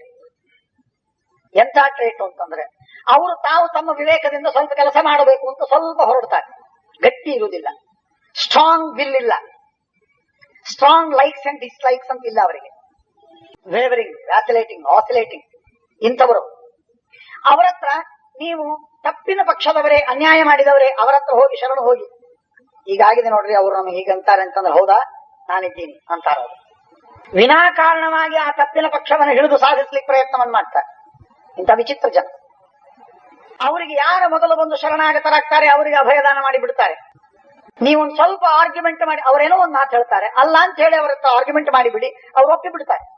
ಸ್ವಂತ ವಿವೇಕದಿಂದ ಅಲ್ಲ, ಶುಕ್ರಾಚಾರ್ಯ ಇಲ್ಲ ನಾನು ಹೇಳಿ ಹೊರಟಿಲ್ಲ, ಸ್ವಂತ ವಿವೇಕದಿಂದ ಟ್ರೇಟ್ ಹೇಳ್ತಾ ಇದ್ದೆ. ಸ್ವಂತ ವಿವೇಕದಿಂದ ವಿಚಾರವನ್ನು ಮಾಡುವುದನ್ನು ಕಮ್ಮಿ ಮಾಡ್ತಾರೆ. ಅವರಿಗೆ ಅದು ಬಹಳ ತೇಲುವುದಿಲ್ಲ, ಅವರ ಆರ್ಗ್ಯುಮೆಂಟ್ ಹೌದು ಅಂತ ಅನಿಸ್ತದೆ. ಇಂಥ ವಿಚಿತ್ರವಾಗಿರತಕ್ಕ ಜನ. ಇವರಿಗೆ ದೊಡ್ಡವರಾಗಿದ್ರೆ ಅವರು ಶರಣಾಗತ ರಕ್ಷಕ ಅಂತ ಅವರಿಗೆ ಅನ್ನಬೇಕು. ಮಧ್ಯಮರಾಗಿದ್ರೆ ಸ್ವಲ್ಪ ವಿವೇಕ, ಸ್ವಂತ ವಿವೇಕ ಇಲ್ಲ ಅಂತ ಅನ್ನಬೇಕು. ಸಣ್ಣವರಿದ್ರೆ ತಿಳಿಗೇಡಿಗಳು ಅಂತ ಅನ್ನಬೇಕು. 3 ಶಬ್ದದಿಂದ ಕರೀಲಿಕ್ಕೆ ಬರ್ತದೆ. ಮನುಷ್ಯ ತನ್ನ ವಿವೇಕವನ್ನ, ಅವರು ಆರ್ಗ್ಯುಮೆಂಟ್ ಮಾಡಿದ್ದು ಸರಿ ಇದ್ರೆ ವಿಚಾರ ಮಾಡಿ ಒಪ್ಪಲೇ ಇದ್ದಾನೆ, ಚಿಂತೆ ಇಲ್ಲ, ಏನ್ ತಪ್ಪಿಲ್ಲ. ಆದ್ರೆ ಮನುಷ್ಯ ಹಾಗಲ್ಲ. ಅವರ ಆರ್ಗ್ಯುಮೆಂಟ್ಗೆ ಆಗ ಅಪ್ರತಿಭನಾಗಿ ಉತ್ತರ ಹೊಳಿದೇ ಇದ್ದದ್ದಕ್ಕಾಗಿ ತಾನು ಆ ಮನುಷ್ಯ ಅದನ್ನು ಒಪ್ಪಿ ಬಿಡ್ತಾನೆ. ಅವರು ಮೊದಲು ಬಂದು ನಮಗೆ ಬಂದೆಲ್ಲ ಇನ್ಫಾರ್ಮೇಶನ್ ಹೇಳಿದ್ರು, ಚಾಡಿ ಹೇಳಿದ್ರು ಅಂತ ಅನ್ನೋದಕ್ಕಾಗಿ ಅವರು ಮಾತನಾಡ್ತಾರೆ. ಹೌದೌದು ಅಂತಂತಾನೆ. ಈ ತರಹದ ಮಾತುಗಳನ್ನ ಮಾಡಬಾರದು. ಇಲ್ಲಿ ವೃಷಪರ್ವರಾಜನ ಪಕ್ಷದಲ್ಲೂ ಶುಕ್ರಾಚಾರ್ಯರಿಗೂ ಈ ಸಂಬಂಧ, ಈ ಮಾತುಗಳು ಅನ್ವಯಿಸುವುದೇ ಇಲ್ಲ. ಯಾಕೆ? ವೃಷಪರ್ವರಾಜ ಸ್ವಯಂ ದೈತ್ಯ. ಆ ದೈತ್ಯರ ಪಕ್ಷದಲ್ಲಿ ಶುಕ್ರಾಚಾರ್ಯ ಇದ್ದದ್ದೇ ತಪ್ಪು. ಆದ್ರಿಂದ ದೇವಯಾನಿ ಅವರನ್ನು ಬಿಟ್ಟು ಬಾ ಅಂತ ಹೇಳಿದ್ದೇನ್ ತಪ್ಪಲ್ಲ. ಆದರೆ ಕಾಂಪ್ರಮೈಸ್ ಆಗಾದ ಮಾತ್ರ ಬಹಳ ವಿಚಿತ್ರವಾಗಿ ಕಾಂಪ್ರಮೈಸ್ ಆಗ್ತಾ ಇದೆ. ಅದು ಮುಂದಿನ ಸ್ವಲ್ಪ ದುಃಖ ಆಗ್ತದೆ, ಸ್ವಲ್ಪ ದುಃಖವ. ನಾಧರ್ಮಶ್ಚರಿತೋ ರಾಜನ್ ಸದ್ಯ ಫಲತಿ ಗೌರವ. ಆಗ ರಾಜನ ಹತ್ರ ಬಂದರು ಶುಕ್ರಾಚಾರ್ಯ, ವೃಷಪರ್ವರಾಜನ ಹತ್ರ. ವೃಷಪರ್ವರಾಜನ ಹತ್ರ ಒಂದು ಸಭೆ ನಡೆದಿತ್ತು. ಸಭೆಯ ಮಧ್ಯದಲ್ಲಿ ನಿಂತುಕೊಂಡು ಬಾಯಿಗೆ ಬಂದಾಗ ಬೈಲಿಕ್ಕೆ ಶುರು ಮಾಡಿದ್ರು. ರಾಜ ವೃಷಪರ್ವ, ನೀನೇನು ಅಹಂಕಾರ ಪಟ್ಟಿದ್ದಿ? ನೀನು ನನ್ನ ಮಗಳಿಗೆ ಬಾಯಿಗೆ ಬಂದಾಗ ಅಂದಿದ್ದಿ, ಅದರರ್ಥ ನನಗೇ ಬೈದಿದ್ದಿ. ನನಗೆ ಇಷ್ಟೆಲ್ಲ ಬೈದ್ರೆ ನಾನು ಇಲ್ಲಿ ಇರ್ತೇನೆ ಅಂತ ತಿಳ್ಕೊಂಡ್ಯಾ? ನಾನಿಲ್ಲದೆ ಇದ್ರೆ ನೀನು ಬದುಕಲಿಕ್ಕೆ ಸಾಧ್ಯವಾ? ಅಧರ್ಮವನ್ನು ಮಾಡಿದ್ದಿ, ಈ ಅಧರ್ಮ ನಿನಗೆ ಅವಶ್ಯವಾಗಿ ಫಲವನ್ನು ಕೊಟ್ಟೇ ಕೊಡ್ತದೆ, ಭಯಾನಕವಾದ ಫಲವನ್ನು ಕೊಡ್ತದೆ, ಗಮನದಲ್ಲಿಟ್ಕೋ. ನಾಧರ್ಮಶ್ಚರಿತೋ ರಾಜನ್ ಸದ್ಯ ಫಲತಿ ಗೌರವ. ಮನುಷ್ಯ ಅಧರ್ಮವನ್ನು ಮಾಡ್ತಾನೆ, ಆ ಅಧರ್ಮದ ಫಲ ಆಗಿಂದಾಗ ಬರಬೇಕು ಅಂತಿಲ್ಲ. ಬಿತ್ತಿದ ಬೆಳೆ 9 ತಿಂಗಳು ಹಿಡಿತದೆ, 6 ತಿಂಗಳು ಆಗ್ತದೆ, ವರ್ಷ 2 ವರ್ಷಕ್ಕೆ ಬರ್ತದೆ, 6-8 ವರ್ಷಕ್ಕೆ ಫಲ ಬರ್ತದೆ. ಹಾಗೆ ಮಾಡಿದ ಪಾಪ, ಮಾಡಿದ ಅಧರ್ಮ ಈಗಿಂದೀಗ ಫಲವನ್ನು ಕಾಣಿಸುವುದಿಲ್ಲ. ಇದನ್ನ ನಿಶ್ಚಯ ತಿಳ್ಕೊಳ್ಳಿ. ನಾವು ಮಾಡ್ತೇವೆ ಪಾಪವನ್ನ, ಹಸದ್ಭ್ಯ ಕ್ರಿಯತೆ ಕರ್ಮ ಮೃದಭ್ಯರನುಭೂಯತೆ. ಮಾಡ್ತೀವಿ ಕರ್ಮ, ಬೇಕಾದಷ್ಟು ಪಾಪವನ್ನ ಅನುಭವಿಸಬೇಕಾಗ್ತದೆ ಮುಂದೆ.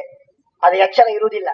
ಆ ಎಚ್ಚರ ಇಟ್ಕೊಂಡ್ರೆ ಅವಶ್ಯವಾಗಿ ಪಾಪ ತಪ್ಪದೆ, ಕಮ್ಮಿ ಆಗ. ನಾಧರ್ಮಶ್ಚರಿತೋ ರಾಜನ್ ಸದ್ಯ ಫಲತಿ ಗೌರವ ಶನೈರಾವರ್ತ್ಯಮಾನೋ ಹಿ ಕರ್ತರು ಮೂಲಾನೆ ಕಂತತಿ. ಮನುಷ್ಯ ಆ ತಪ್ಪುಗಳನ್ನ ಬಹಳ ಅಹಂಕಾರದಿಂದ ಮಾಡ್ತಾನೆ.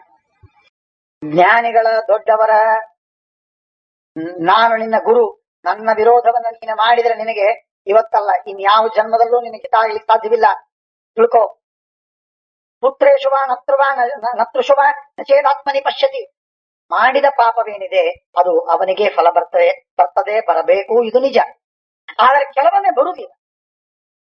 ಯಾವ ಪಾಪ ಮಾಡಿದ್ದಾನೋ ಅವನಿಗೆ ಬರುವುದಿಲ್ಲ. ಯಾಕೆ ಅಂತ ಅನ್ನೋದಕ್ಕೆ ಕಾರಣ ಇದೆ. ಯಾಕೆ ಅಂತ ಅನ್ನೋದಕ್ಕೆ ಕಾರಣವಿದೆ, ಅದನ್ನು ಹೇಳ್ತೇನೆ. ಆ ಪಾಪ ಯಾರಿಗೆ ಬರ್ತದೆ ಅಂತಂದ್ರೆ ಮೊಮ್ಮಕ್ಕಳಿಗೆ ಬರ್ತದೆ, ಮಕ್ಕಳಿಗೆ ಬರ್ತದೆ, ಮೊಮ್ಮಕ್ಕಳಿಗೆ ಬರ್ತದೆ, ಅವರ ಮುಂದಿನ ಸಂತಾನಕ್ಕೆ ಬರ್ತದೆ.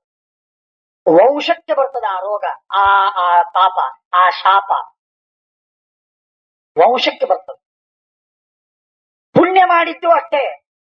ಆ ಹಿರಿಯ ಮನುಷ್ಯ ಯಾರಿದ್ದಾನೆ ಅವನಿಗೇನು ಪುಣ್ಯ ಬರುವುದಿಲ್ಲ, ಹತ್ತೋದೇ ಇಲ್ಲ. ಕೆಲವೊಮ್ಮೆ ಅವನಿಗೆ ಆ ಪುಣ್ಯವನ್ನು ಭೋಗಿಸ್ಬೇಕಾದ್ರೆ ಜನ್ಮಾಂತರದಲ್ಲಿ ಭೋಗಿಸ್ತಾನ. ಆದ್ರೆ ಆ ಪುಣ್ಯದ ಭೋಗ ಮಕ್ಕಳಿಗೆ, ಮೊಮ್ಮಕ್ಕಳಿಗೆ, ಮರಿಮಕ್ಕಳಿಗೆ ಬರ್ತದೆ. ವೃಷಪರ್ವ, ನೀನು ಪಾಪ ಮಾಡಿದೀಯ, ಆ ಪಾಪಕ್ಕೆ ನಿನ್ ಫಲ ಬಂದಿಲ್ಲ, ಬರುವುದಿಲ್ಲ ಈ ಜನ್ಮದಲ್ಲಿ ಅಂತ ತಿಳ್ಕೋಬೇಡ.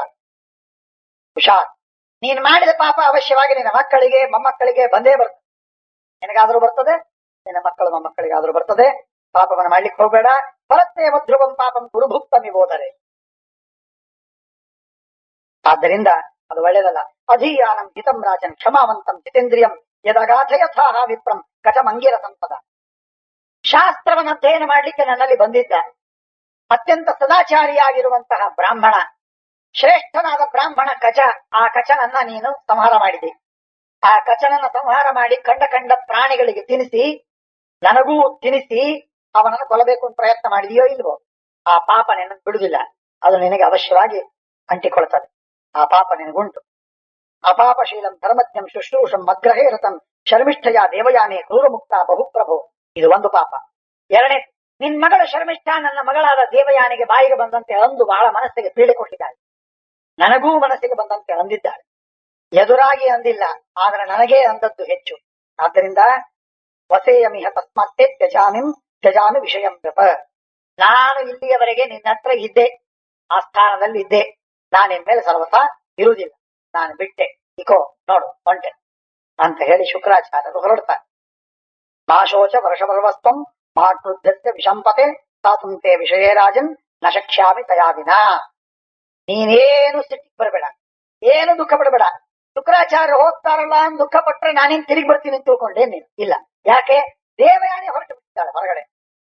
ದೇವಯಾನಿ ಹೊರಗೆ ಹೊಟ್ಟಿದ್ದಾಳೆ ಅಂತಂದ್ರೆ ಮುಗಿದೋಯ್ತು. ಶುಕ್ರಾಚಾರ್ಯರ ಇರುವಿಕೆ ಇನ್ನು ಅಸಂಭಾವಿತ. ಅವಳು ಹೋದ್ಲು, ಅವಳ ಬೆನ್ನತ್ತಿ ಶುಕ್ರಾಚಾರ್ಯ ಇದ್ದವಳು ಒಬ್ಬಳೆ ಮಗಳು. ಅವಳನ್ನು ಬಿಟ್ಟು ನಾನೇನ್ ಮಾಡಿ, ನನಗೆ ಇನ್ಯಾರಿಲ್ವೇ? ಆದ್ದರಿಂದ ನಾನು ಹೊರಟೆ. ವೃಷಪರ್ವೋವಾಚ ಯದಿ ಬ್ರಹ್ಮನ್ ಘಾತಯಾಮಿ ಯದಿ ವಾ ತೋಷಯಾಮ್ಯಹಂ ಶರ್ಮಿಷ್ಠಯಾ ದೇವಯಾನಿಂ ತೇನ ಸ ಗಚ್ಛಾಮ್ಯ ಸದ್ಗತಿಂ. ಸ್ವಾಮಿ, ಏನಿದು? ನಾನು ಎಂದಿಗೂ ಹೀಗೆ ಮಾತಾಡ್ಲಿಕ್ಕೆ ಸಾಧ್ಯವೇ ಇಲ್ಲ. ನೀವು ನಮ್ ಗುರುಗಳು, ನೀವು ಪ್ರಾಣಪ್ರಿಯರು, ನಮ್ ಪ್ರಾಣ ಕೊಟ್ಟವರು. ಇಂಥ ಗುರುಗಳನ್ನ ನಾನೆಂದಾದ್ರೂ ನಿಂದೆ ಮಾಡ್ಲಿಕ್ಕೆ ಸಾಧ್ಯವೇ? ನೀವ್ ಯಾಕೆ ಹೀಗೆ ವಿಚಾರ ಮಾಡ್ತೀರಿ? ಮನಸ್ಸಿನಲ್ಲೂ ತಂದ್ಕೊ, ನಾನು ಸರ್ವತಾ ನಿಮ್ಮನ್ನ ನಿಂದೆ ಮಾಡಿಲ್ಲ. ನನ್ ಮಗಳು ಮಾಡಿದ್ರೆ ಆ ತಪ್ಪಿಗೆ ನಾನು ಶಿಕ್ಷೆಯನ್ನು ಸ್ವೀಕಾರ ಮಾಡ್ಲಿಕ್ಕೂ ತಯಾರಿದ್ದೇನೆ. ನೀವು ದಯವಿಟ್ಟು ಅದನ್ನೇನು ವಿಚಾರ ಮಾಡಬೇಡಿ. ನಾ ಧರ್ಮಂ ನಮಶಾವಾದಂತಯ ತ್ವಯಿ ಜಾನಾಮಿ ಭಾರ್ಗವ. ಆಗ ವೃಷಪರ್ವರಾಜನಿಗೆ ಶುಕ್ರಾಚಾರ್ಯ ಅಂತಾರೆ, ಹಾಗಾದ್ರೆ ನಾನು ಸುಳ್ಳು ಮಾತಾಡಿದೆ ಅಂತ ಕೇಳಿದಾಗ ಆಗ ವೃಷಪರ್ವ ಅಂತಾನೆ, ಸ್ವಾಮಿ ನೀವು ಸುಳ್ಳು ಮಾತಾಡಿದ್ದೀರಿ ಅಂತೂ ನಾನು ಅನ್ನೋದಿಲ್ಲ, ನಾನು ಮಾತಾಡಿಲ್ಲ, ಇಷ್ಟೇ ನಾನು ಹೇಳ್ತಾ ಇದ್ದೆ.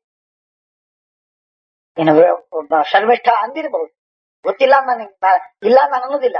ಅವಳಂದ ತಪ್ಪು ಹೋದ ಕ್ಷಣ ಬಿಡ್ಲಿಕ್ಕೆ ನಾನು ತಯಾರಿದ್ದೀನಿ. ನೀವ್ ಎಲ್ಲಿ ಹೇಳ್ತೀರೋ, ನೀವು ಊರು ಬಿಟ್ಟು ಹೋದರೆ ನಾನು ಬೆಂಕಿ ಹಾರ್ತೀನಿ, ಪಾತಾಳಕ್ಕೆ ಹೋಗ್ತೀನಿ, ಸಮುದ್ರ ಕಲ್ ಕಟ್ಕೊಂಡು ಬೀಳ್ತೀನಿ.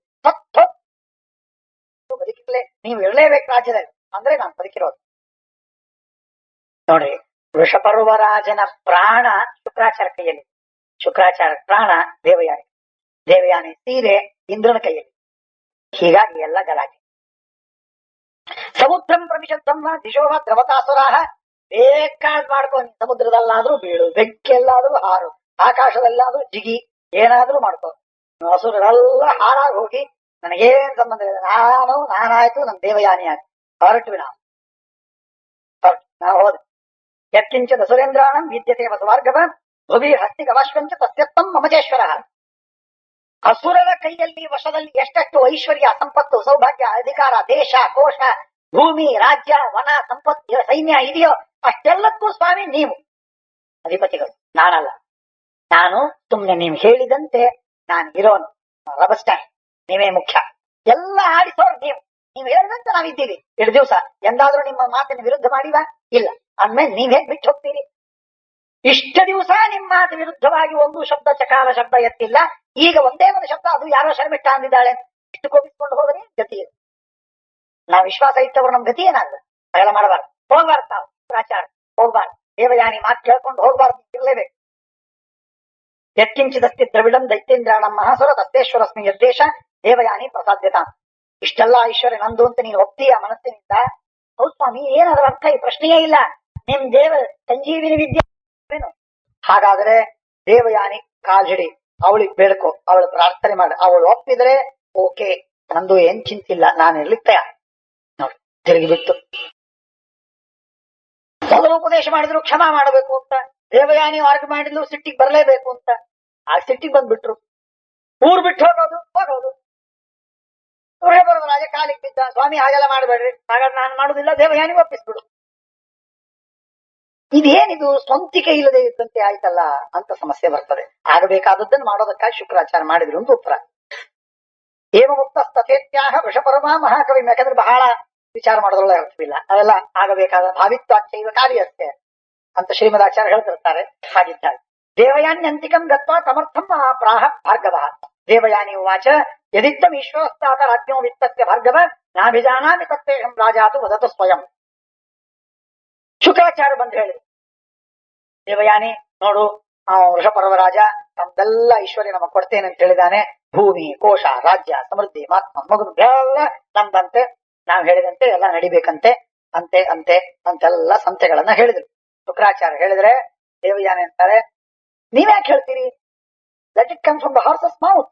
ಬಂದಿದ್ದಾನಲ್ಲ ವೃಷಪರ್ವ, ಹೇಳಿ ಅವನು ಗಟ್ಟಿಯಾಗಿ ಕೂತ್ಕೊಳ್ಳಿ ನನ್ನ ಮುಂದೆ, ಆಮೇಲೆ ನಾನು ವಿಚಾರ ಮಾಡ್ತೀನಿ.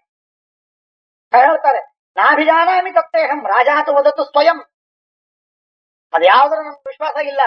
ಅವ್ರು ಏನಾದ್ರೂ ಹೇಳ್ತಾರೆ, ನೀವು ಮೆತ್ತಿಗೆ. ಶುಕ್ರಾಚಾರ್ಯ ಮೆತ್ತಿಗೆ, ಶುಕ್ರ ಬುಧ ಚಂದ್ರ ಎಲ್ಲ ಮೆತ್ತಿಗಿನ ಜನ. ಹಾಗಾಗಿ ನೀವು ಶುಕ್ರಾಚಾರ್ಯ ನಿಮ್ಮನ್ನು ಹೋಗಿ ಅವರು ಚಂದಾಗಿ ಬಣ್ಣದ ಮಾತಾಡಿ ನಿಮ್ಮನ್ನ ಒಪ್ಪಿಸ್ಬಿಡ್ತಾರೆ, ನೀವು ಒಪ್ಪಿ ಬಿಡ್ತೀರಿ. ಒಪ್ಪಿ ಬಂದ್ರೆ ಏನು ಉಪಯೋಗ? ಒಬ್ರು ಒಪ್ಪಿ, ಮೆತ್ತಗಿದ್ದವರು ಒಪ್ಪಿ, ಮತ್ತೆ ಸತ್ಯ ಅಹಿಂಸ ಅಂತಂತ ಒಪ್ಕೊಂಡು ನೀವು ಬಂದ್ರಿ ಅಂತಂದ್ರೆ ಅದು ಪ್ರಯೋಜನ ಬೀಳುದಿಲ್ಲ. ಸತ್ಯ ಅಹಿಂಸಾಗಳಿಂದ ಒಪ್ಪಿಕೊಂಡ್ರೆ ಬೀಳುವುದಿಲ್ಲ. ನಮ್ಮ ಮೂಗಿಗೆ ಎದರಿಗೆ ಬರಬೇಕದು. ನಾವ್ ಆ ಕಡೆ ಮುಖ ಮಾಡೋದಲ್ಲ, ನಮ್ಮೆದುರಿಗೆ ಅದು ಬರಬೇಕು. ದೇವಯಾನಿ ನೋಡಿ, ಅವಳ ಚೂಪು ಮೂಗಿನ ಮುಂದೆ ಬರ್ಬೇಕಂತ, ಅವಳ ವೃಷಪರ್ವ ರಾಜ ಬಂದು ಒಪ್ಪಬೇಕಂತ. ಏನಿದು ಎಂಥ ಆಗ್ರಹ! ಎಲ್ಲಿ ರಾಜ, ಎಲ್ಲಿ ಹುಡುಗಿ, ಸಣ್ಣ ಹುಡುಗಿ ಇವಳು, ಅಂಥವಳು ಒಪ್ತಾಳೆ, ಹೀಗಾಗಬೇಕಂತ ಅಂದಾಗ ಶುಕ್ರಾಚಾರ್ಯ ಅಂತಾರೆ, ಅನಿವಾರ್ಯ. ವೃಷಪರ್ವ ನೋಡಪ್ಪ, ನನ್ನ ಮಗಳು ಹೇಳ್ತಾ ಇದ್ದಾಳೆ, ಅವಳು ಏನಂತ ಅಂತಾಳೆ, ಅದನ್ನ ನೀನ್ ಮಾಡ್ಬೇಕು. ಅವನು ಎದುರಿಗೆ ಬಂದು ನಿಂತ, ಕೈ ಮುಕ್ಕೊಂಡು ನಿಂತ. ಕೈ ಮುಗಿದು ಶುಕ್ರಸ್ಯ ವಚನಂ ಶುದ್ಧ ವೃಷಪರ್ವಾಸ ಬಾಂಧವ, ತನ್ನ ಹೆಂಡತಿ, ಮಕ್ಕಳು, ಬಂಧು ಬಾಂಧವ, ಶರ್ಮಿಷ್ಠ ಎಲ್ಲರನ್ನೂ ಕರ್ಕೊಂಡು ಬಂದಿರ್ತಾನೆ. 1000 ಜನ ದಾಸಿಯರು ಎಲ್ಲರನ್ನೂ ಕರ್ಕೊಂಡು ಬಂದಿರ್ತಾನೆ. ಕರ್ಕೊಂಡು ಬಂದು ಎದುರಿಗೆ ನಿಂತ್ಕೊಂಡು ಕೈ ಮುಗಿದು ನಮಸ್ಕಾರ ಮಾಡಿ, ಜನಗಣಮನ ಅಧಿನಾಯಕ ಅಂತಂತಿರ್ತಾರೆ, ಎಲ್ಲಾರು ನಿಂತ್ಕೊಂಡು ಅಲ್ಲಿ ಶುರು ಮಾಡ್ತಾರೆ. ಯಂ ಕಾಮಂ ಸ್ತುತ್ಯೋ ವಂದ್ಯಶ್ಚ ಸತತಂ ಮಯಾ ತಾತಶ್ಚ ತೇ ಶುಭೆ ಯಂ ಕಾಮಂ ಅಭಿಕಾಮಾಸಿ ದೇವಯಾನಿ ಶುಚಿಸ್ಮಿತೆ.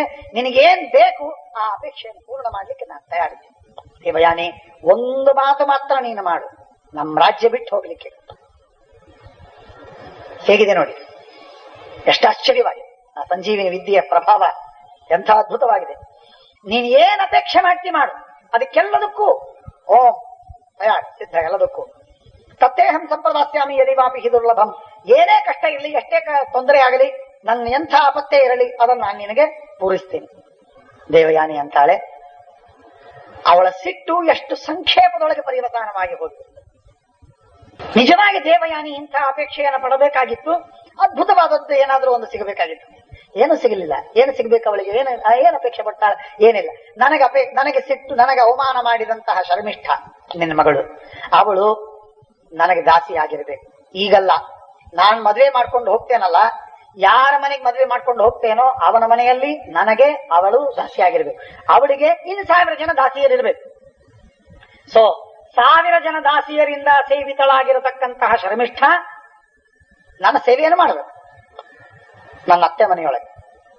ಹೀಗೆ ಒಪ್ಪಿಗೆ ಇದ್ರೆ ನಾನು ತಯಾರು, ನಿಮ್ಮ ರಾಜ್ಯದಲ್ಲಿ ಇರ್ಲಿಕ್ಕೆ ಶುಕ್ರಾಚಾರ್ಯರಿಗೆ ಒಪ್ಪಿಗೆ ಕೊಡ್ತೇನೆ.